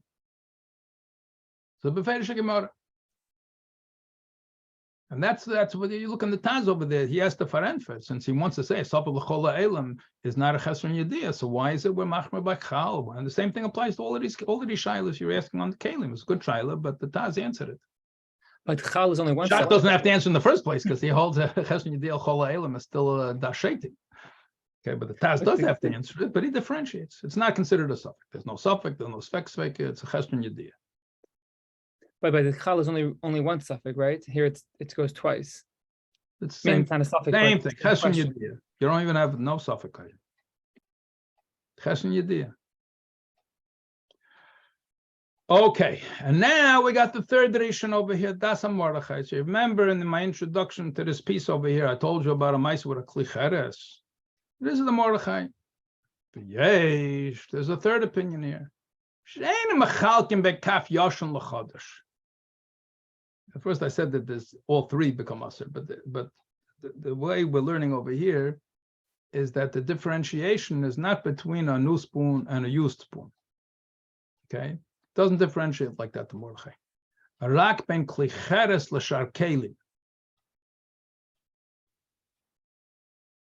He puts a klicheres, Chumash says you have to break it. So he puts it in all different categories. V'emrid says as follows: the beklicheres the yevshel lahafrid the iser al yidei hagalam, that a klicheres, a ceramic, a clay pot, that you cannot get out the taste through kashering it. Al yidei hagala, you can't get out the taste because it never ever comes out completely.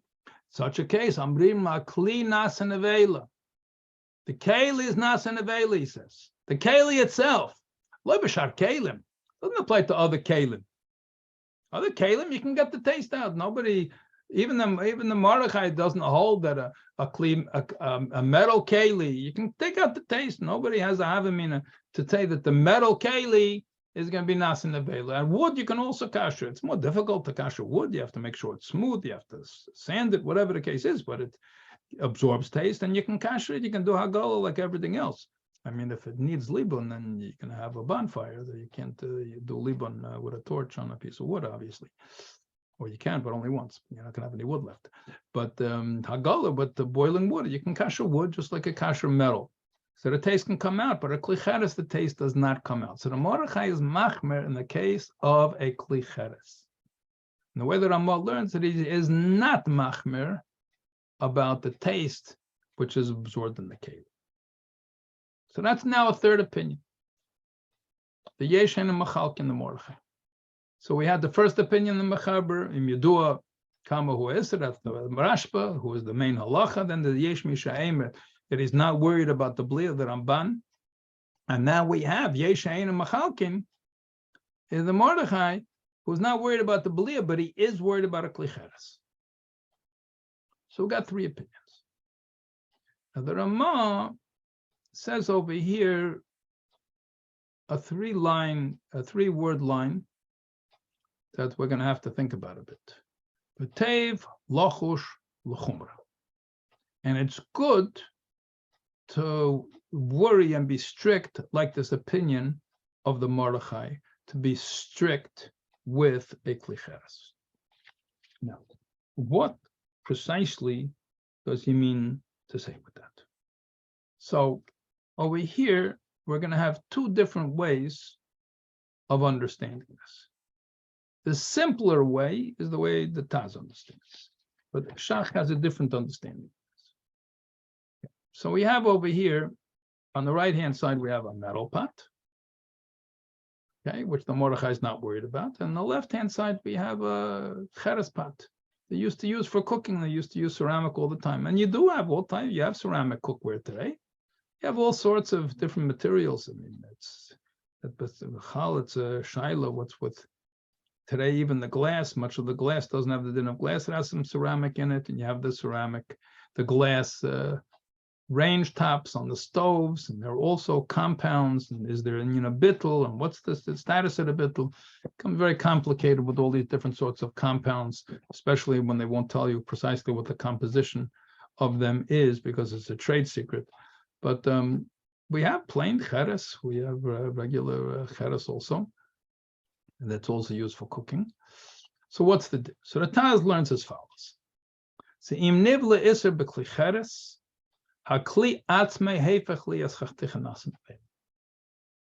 that's what he means when he says Teiv Lochosh L'chumra.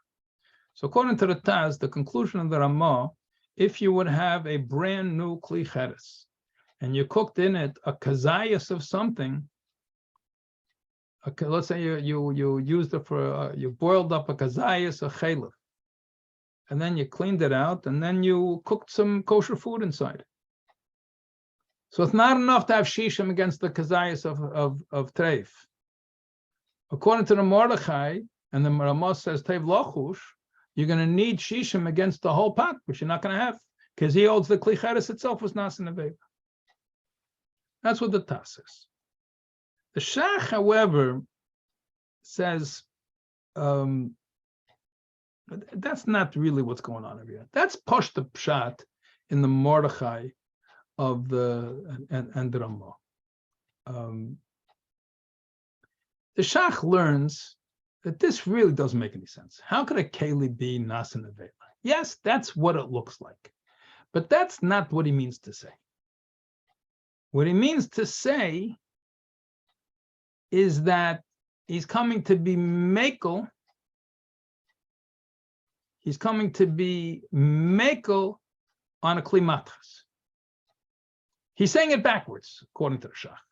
He's saying that you have to worry nasan avela by a kli cheres, avalei b'shar kelim. What's he talking about? He's not talking about the keli. He's talking about the blia. In other words, the way the Shach learns, the Mordechai is just weighing in on the previous machlekes we had in the 2 days in Mechaber. We had the Rashba saying that we're worried about a bli and a keli, and we had the Rabban saying we're not worried about the bli and the keli. The way the Shach learns, he says, you got to worry about a kli cheres, not a kli matches. What does it mean to say? You have to worry about the asar rashba in a kli cheres, but you don't have to worry about the asar rashba in a kli matches. So where the Shach learns.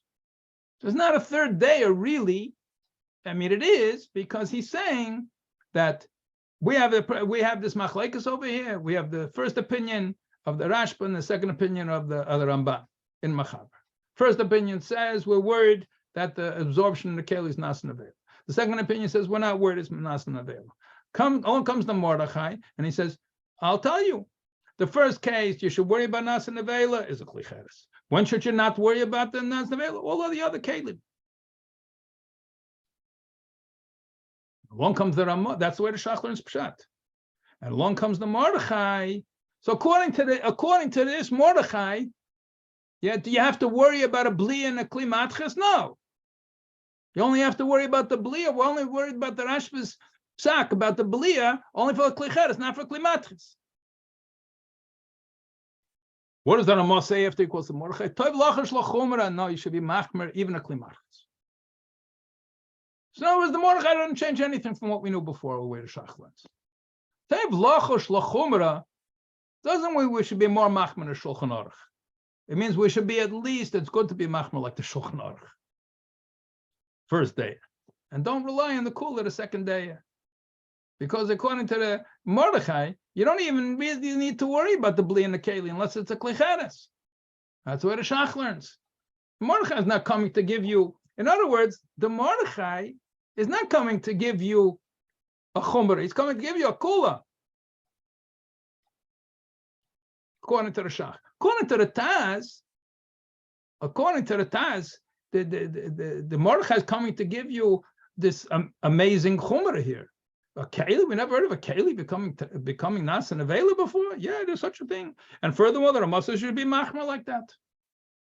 The klicheres is nas and avela. Comes the Shach, he said, no, that's not. The Mordechai didn't mean that.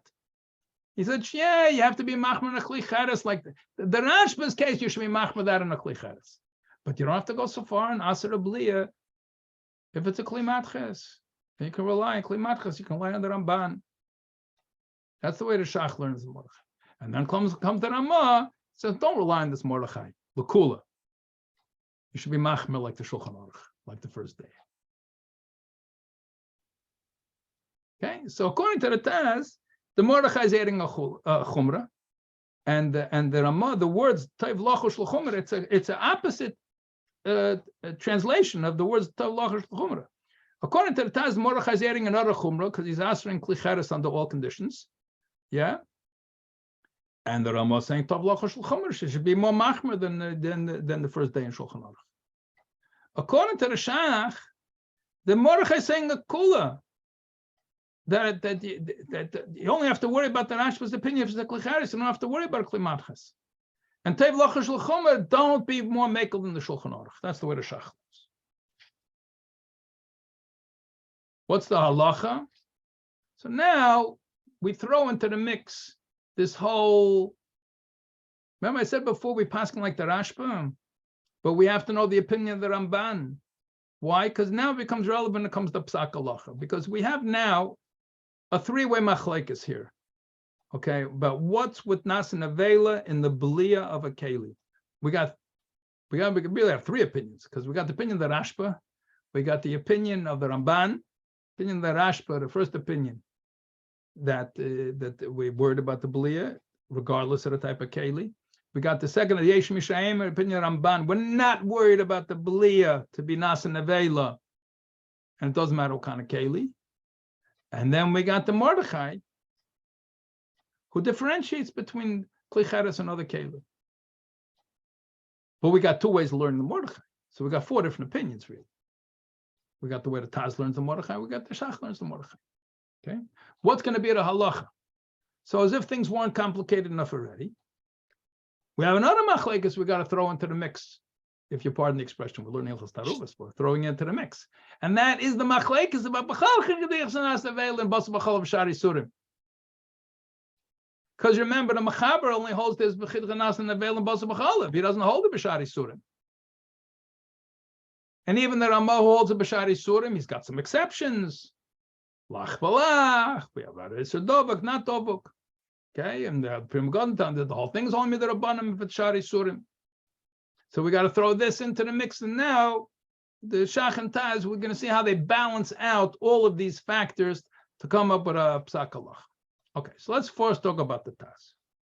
So if you remember, the Taz learned the Mordechai and the Ramah, Tov Lachush, is any case of klicheres. So if it's Basa B'chalav, so he takes the Psak of the Ramah, Cheres, HaCheres, Atzmei Nesar. Yes, that's the way he learns the Mordechai. And since the Ramah said Tov Lachush, so therefore we consider that the Cheres itself is Nas and Avela. Okay? When it comes a Kli Matches and a Kli Eitz, so then only the Blua becomes Nas and Avela. Okay? Not the Keli itself. Which is pretty much the way we learned before. That's why we learned Ilchas Basa B'chalav. When we had Tipus Chalav, when the drop of milk fell on the Fleish Kapat, so the Belia, which was in the Keli, was Nas and Avela. Yeah, that's what happened over there. And that's what happened over here. The Ramah said, Sfar Rishayna Iker. Okay, so we pass them like the Rashba. Okay, along comes the Chumra and Mordechai and Maisa or Klicheres. Okay, so we'll be mach. Tov Lachush. So therefore, Tov Lachush L'chumas will be mach Klicheres when it comes to Bas B'chol. Okay, but the Shach, the Shach doesn't learn like that. The Shayla Tov Lachush L'chumra is you should just preserve the din of the Rashba, the way the Shulchan Aruch Paskin. That's Tov Lachush L'chumra. So therefore, Kol Blua Nesar. We don't have such a thing, says the Shach. It's not what the Mordechai meant when he says by Kli Cheres you have to aser a keli. He meant the bli and a keli. There's no such thing as asering a keli. Okay. Now, you have now though, not only the Ramban is telling you you don't have to worry about the bli being nas and avela. You have also the Mordechai telling you if it's a kli matches, if it's a metal keli, you don't have to worry about nas and avela. So the Shach says if it's hefsed beruba, you can be mekel. Okay, and this we didn't have back in Hilchas Basar B'Cholav. That's why you got to learn all Shulchan Aruch before you know what to do. He has it over here, hefsed meruba. I believe he refers over there to look over here. But since we have not only the opinion of the Ramban, but we have the opinion of Mordechai too when it comes to Kli Matches, then it's hefsed meruba, can be mekel. It comes to Kli Cheres, he's not going to be mekel. Because that the Mordechai wants to say that that's what the bli is nas and avela. That's the way the Shach holds. Now for Shari Surim, so this the Taz says okay, this that we're going to be machmer like the Das Mordechai, it's enough nas and avela basar b'cholav. Here we hold b'chal Shari Surim is only midrabanan, and it's not lach balach. And here we're talking about tam, so therefore the keli is not going to be usher, even if it's a kli cheres. So only the belia is going to become usher if it's shari sur, and then it's going to be a mutter makkah hefsed, even a hefsed cotton. You don't even have hefsed meruba, even if the hefsed cotton, you could be matir. And therefore, what comes out over here, this is, let's just say, in real life, that you have a treifa pat, a ben yeme, somebody cooked by mistake in it, so it's treif, yeah, short treif. A ben yeme, cook chazer in a pot, a ben yeme. Okay, then somebody cooks something kosher. So what's going on over here? So is it? And then you use the pot again. So what do you have to be mashayir again? So there is. It's not so pashut. Yeah, it's also, but there are cases that have sid, and you have to think it over. Basar b'cholav is worse. It ends up that cooking milchik in a fleshik pot, and then using such a pot is going to be worse than using a pot which is a ben yemi basar b'cholav is going to be worse than a ben yemi which is used for chazer. Because the metal, when mostly using metal pots. So the basar b'cholav is you're going to need to have some meruba, whereas when it comes to shari sum, it's going to be perhaps some muat. So if you weren't convinced, you had to learn Shulchan Aruch. So now you have another reason you have to learn Shulchan Aruch. You once said that it has some meruba. There is an opinion that says b'chal the taz is mekel b'shari surim, but we don't really pass like that. So what they wrote Once said it has the halacha is when they wrote that because of a shach sheish lahapen b'kli sheish chanan b'isur basar b'cholav, that's wrong. Again, on page 19 in the Chaveres, they wrote. One second. Let me look in the Chaveres here. One second. Page 19 of the Chaveres. Allah cause of a shach sheish lahachme b'kli sheyesh chanan b'isur basar b'cholav v'rak perhaps a merub melit and lisa machamalkim b'kli eitzu machas. Yeah? So that's wrong. But that's what it just says right over here. Allah cause of a shach yesh lahachme b'kli chanan b'isur basar b'cholav and hefsed meruba. You can be mekel if it's a kli machas or kli eitz. That's what it says right over in the upper left hand. It says called below nesa, not that the keli itself is also. The shach doesn't hold the keli is also. Right. Because when it says yesh lahapen b'kli yesh chanan, I understand that to mean. Okay, the keli means the bli in the keli. Yeah. Right. Yeah, he already said what a gewalt. There's no such thing as a p'tasa or keli itself. That's what it means. We say this all the time. We say fleshika keli out there, treifa keli, so on and so forth. Somebody else had a question? You once said that a hefsed, I don't know if it was hefsed meruba or just hefsed was even an egg. So how much is a hefsed cotton? Yeah. Good gesagt. Yeah. You're gonna have to ask your LOR, local Orthodox rabbi, something like that comes. Just because I kind of asked you because I'm not local. You see that it depends on the person. It depends on the person. Depends on the case. But you find, the Eibishter is a tochaguter. The Eibishter made it. A lot of times people could really mess up, and you see that he made it in such a way that things, we're machmer and everything, and certainly lachatchila you have to do that. But b'diavad, there are many different times where you can be mekel. Okay, let's go further. We got a couple of small sifim over here with possible exceptions to the rules. So you have a whole discussion in the Gemara. If we had more time, it'd be interesting to learn. The discussion in the Gemara when you have less than a zayis. So we know that in order to get malchus, you have to eat a kazayis. A person eats a kazayis, a chaylev, he gets malchus. A person eats a chatzi zayis, a chaylev, what happens? So he doesn't get malchus, that's for sure not. Is it midiraisa, midirabanan? It's a machlekes in the Gemara, and we paskin chatzi shiur also minateva. So that's the final psak, but it is a machlekes that holds the whole chatzi shiur is only midirabanan. We paskin chatzi shiur also minateva. You don't get lashes for it, but it's still a biblical prohibition. So since it's certainly a notch below eating a kazayas, so the shaila is now, do you need bittul b'shishim? Maybe you don't need bittul b'shishim. There's a whole discussion in the Gemara. The conclusion in the Gemara that just because the chatzi zayis, you still need shishim time. So you don't need 60 zaysim because it's only half a zayis. You need 30 zaysim is going to be 60 times. So that's all he's saying over here. It seems obvious, but it's not so obvious because the Gemara has a discussion about it. So that's Sivav. If you have a half zayis of iser, it got mixed up into something which was kosher.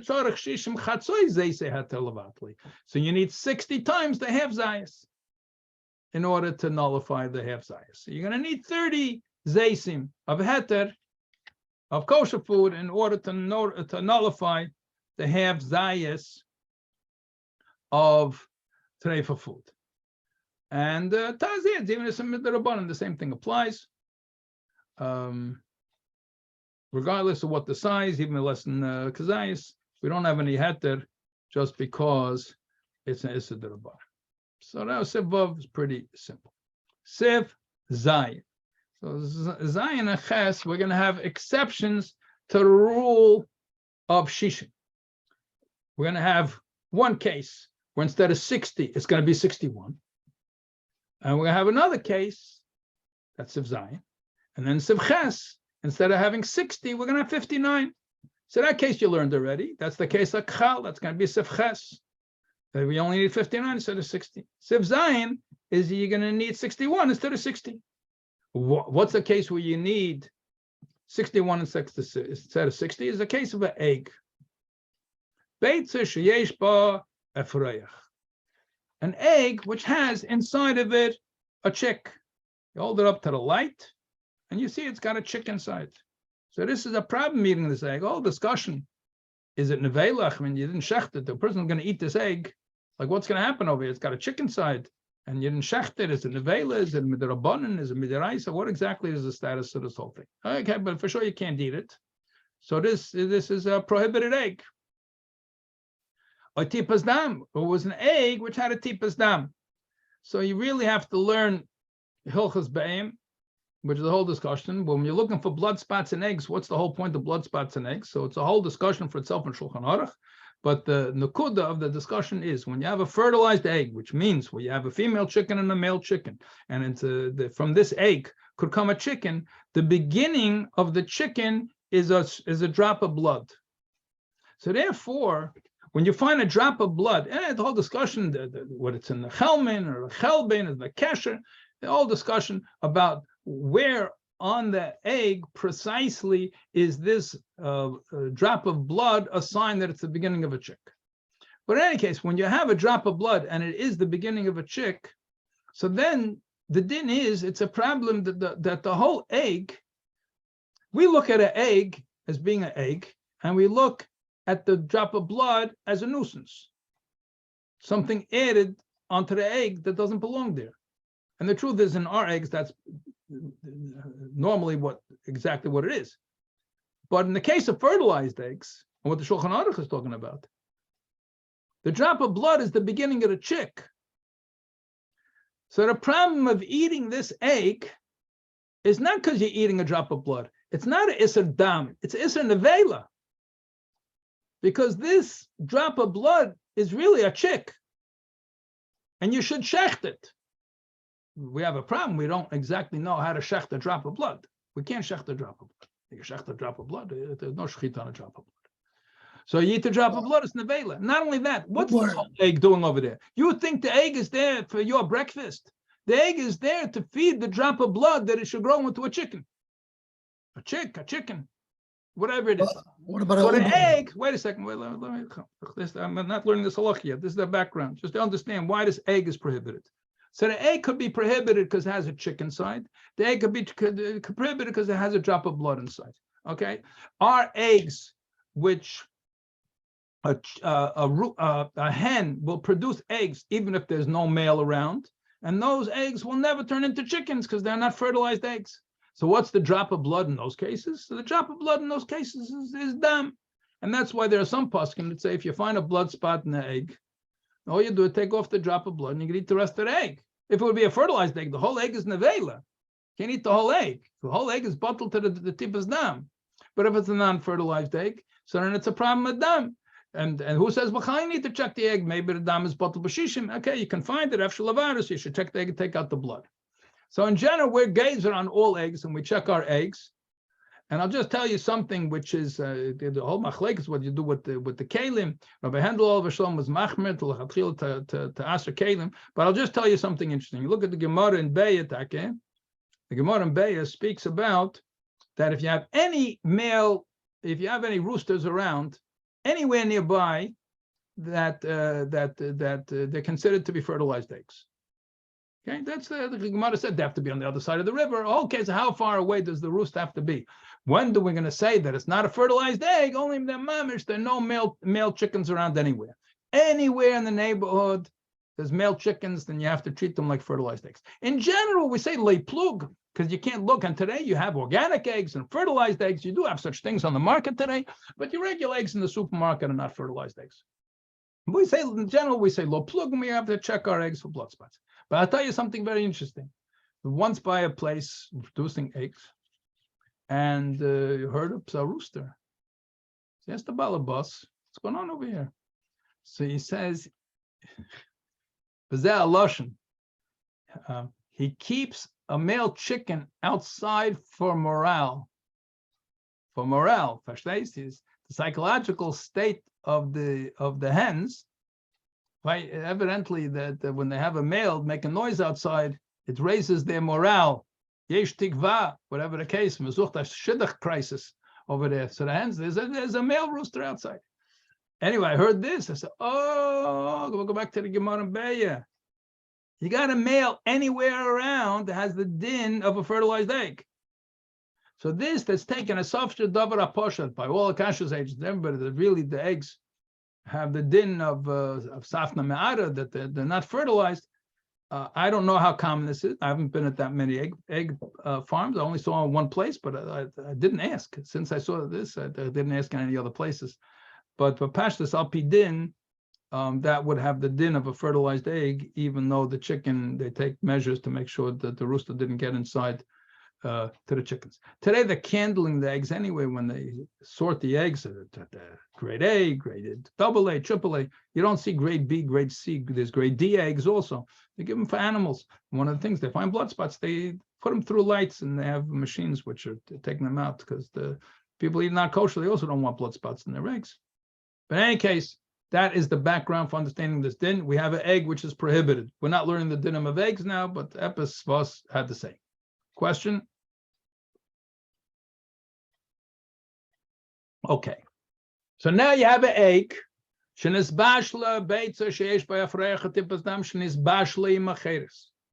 you cook this egg together with some other eggs. You boiled up some eggs. Let's say we boiled eggs.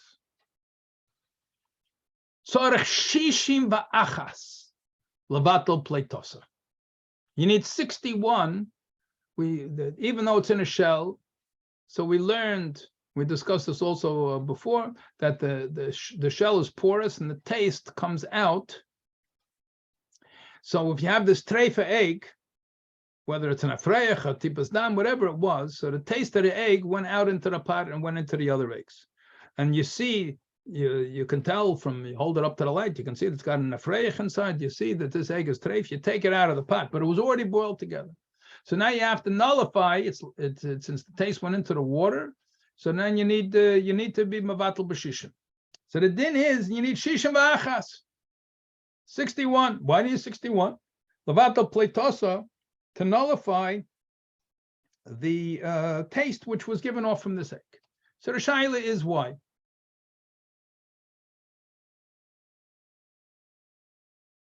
Why do you need to? So there's two different reasons. The Rambam, the Ramban. Take first the Ramban, which is most of the poskim say like the Ramban on the left-hand side, because different size eggs. So let's say the egg that was not kosher was bigger than the other eggs. So then you're going to take 60 eggs, but you're not going to have bittul b'shishim. So therefore you need 61 eggs. Then you're going to have 60 times. There's not that much variation with eggs. We're not talking about chayes turkey eggs with chicken eggs. So therefore you have to take a little bit of extra just to make sure, because not all eggs are the same size. So you need 61 eggs. That's what the Ramban explains why we have this dinner 61. The Rambam says something else. We're going to learn Sima Kuf, Kuf Aleph, Kuf Beis, about things which are not bottled. You have a barrier lay bottle. A barrier is an entire creature, entire unit that hasn't been cut into pieces. So I have all discussion that an egg is considered a barrier. We'll discuss it when we get to Sima Kuf. You have chticheros and liskabed. Okay, we have different dinim, things that are not bottled. Feel a Aleph lay bottle. Okay, so egg has a din of a barrier. Okay, now we're not dealing with the egg becoming bottle. We're dealing with the taste that came out of the egg becoming bottle. So the Rambam says that since the Beya has a din barrier chshuvam, has a chshiva, so therefore, even the taste that comes out of it, you should make some sort of hecker to recognize that this was a chashuva thing. And that's the Rambam's explanation, that since egg has the status of a barrier, so we're going to make the taste, we're going to be more machmer on that. And the two nafkaminas the poskim bring down. Let's say you made scrambled eggs. Let's say we're talking about you mixed it together with a bunch of other eggs. So you're making eggs, chayes, hakam, the 60 eggs, 61 eggs, what happened over there? So let's say nitrafa ben beitzim kvar eina shleima. Let's say it was all mixed up. So the eggs were all mixed up. And one of them, it happens all the time in camp. You have one egg mixed up. They made a big omelet for everybody, big keli over there. And I found a blood spot in one of them. So what's the din? So according to the Rambam, so once you break the egg, it doesn't have a din of a berry anymore. So then it's going to be enough shishim. We don't have this chumrah anymore. But according to the Ramban, it's a different size egg. So then you also, just because it's mixed together, so the bigger egg is going to have more volume inside too. So you're going to need shishim v'echad according to Ramban. Okay? But let's say this egg was put chayes into a cholent. It wasn't cooked with other eggs. So now do we have to be more machmer just because it's an egg? So according to the Rambam, yeah. It's the chshivas of the egg is a barrier. Since the barrier has more chshivas, so then that's why you need 61. So we don't care whether you're cooking with the other eggs. We need 61 bayim, that they're actually 61 eggs, or we need 61 volumes of an egg. So the Rambam says since it has the chshivas of the barrier, the same thing applies if you're stuck in a chont. So therefore you need 61. But according to the Ramban, it's just because we're not sure of the size of the egg. So good, so you need 60 times the volume of this egg. There's no reason to be more machman. This whole union of 61 doesn't apply over here. The Shach writes, you should be machman like both days. And you need to take 61 in both of these cases over here. And then the main place of this din is not over here. The main place is over there in Simon Pei Vav. It's right before Pei Zayin. So if you're looking for something extra, just go one Simon earlier, Pei Zayin. And right before Bas B'chol is Hilchos Beitz. Okay, so these are the two exceptions we had over here. We had Sifov.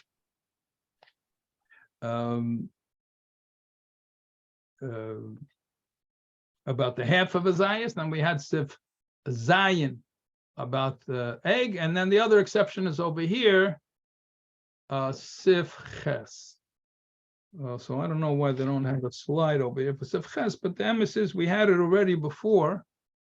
I don't know why it's not on the slide, but you look at your Chaveres over here, the beginning of Sif Ches, you can see right over here, Chal Misbatel Betisha V'Chamishim. We just learned before, we had that from the Gemara. They use 59 times instead of 60, and the reason is that the Chal Min HaMinyan, that the Chal holds as is counted as part of the meat. It's one of the coolest, especially by Chal. There's the Rambam that says that the Chal is, you only make because this is the Rabbanim, which means the same thing applies. All is said, Yisurim the Rabban. You only need 59, not 60, but you don't pass them like this Rambam. And we need 60 even if it's a the Rabban. Okay, look at the chat over here. So with boiling eggs, what are these? Does this have anything to do with cooking an even number of eggs or other? That's really Velchas Beitzim. It's a good question, but it's completely off topic. The truth is, it's not completely off topic. When you get later on, we'll talk to it later when we get to the din of Bittul Min B'Minei. We'll be discussing it more later on when they have din Yovish V'Yovish. We have how much time left now? Oh, not too much time left. My clock is fast. I have 1 minute left. So the rest, this Ramah in Sif Ches, very, very, very applicable. Okay, in today's world. If I want to catch your attention, I said we should say L'chaim because it's a Yudal Kislev. The whole shaila with Scotch. So I mentioned to you before about the Indian of Zevaz Agedim, that if something is made in a cask of wine, so they put the Scotch in wine casks. Okay, I said, well, that was one of the factors.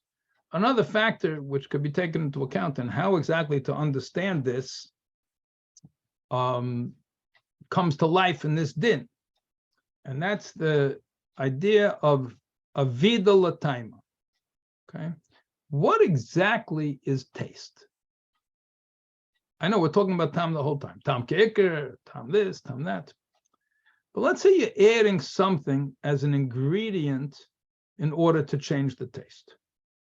You have today, you have flavors. I talked to you, I think, before about the Zevaz Agedim. I talked to you about the flavoring industry. So when you go to a flavoring factory, it looks like it's a chemistry lab. There's flasks with different things, and they figure out according to chemical composition how it is. I mentioned to you about the grass flavor. No, I mentioned to you before. Anyway, how they figure out different ways to synthesize different flavors. So when you're talking about a tam, if you have one of those things that's asur, and it contributes to the taste in general, but you don't taste that thing. The Scotch doesn't taste like wine, but if it tastes different, is that called tam? So we have a concept called milsa davida lataima, something which is added in order to change the taste. And that's what we're going to be learning about now. That's the Ramah in Sif Ches. It's very, very interesting. And it's very, very applicable, and especially in today's world, people often ask what's the difference in this hechsher and that hechsher. You're going to see machlekes in how it is that the poskim deal with this question. And once you make a decision, how you're going to paskin on this question, so it changes the whole picture of what you allow and what you don't allow. That's one reason why it's very interesting. Another reason what's very interesting is that we have a few psukim of the Alter Rebbe which are unique, not totally unique. I mean, taken from other poskim, but hachrois from the Alter Rebbe, which we don't see. You don't see in Shachan Taz. You don't, and the very negayah to halacha, these sort of things. So Be'ezus Hashem next week. So although we didn't finish Sif Ches, I think maybe we're even ahead of what they did in the Israeli program after the second shiur. But anyway, we're not behind. Okay, gentlemen. Yesher koyach. Freilich and Yudal Kislev.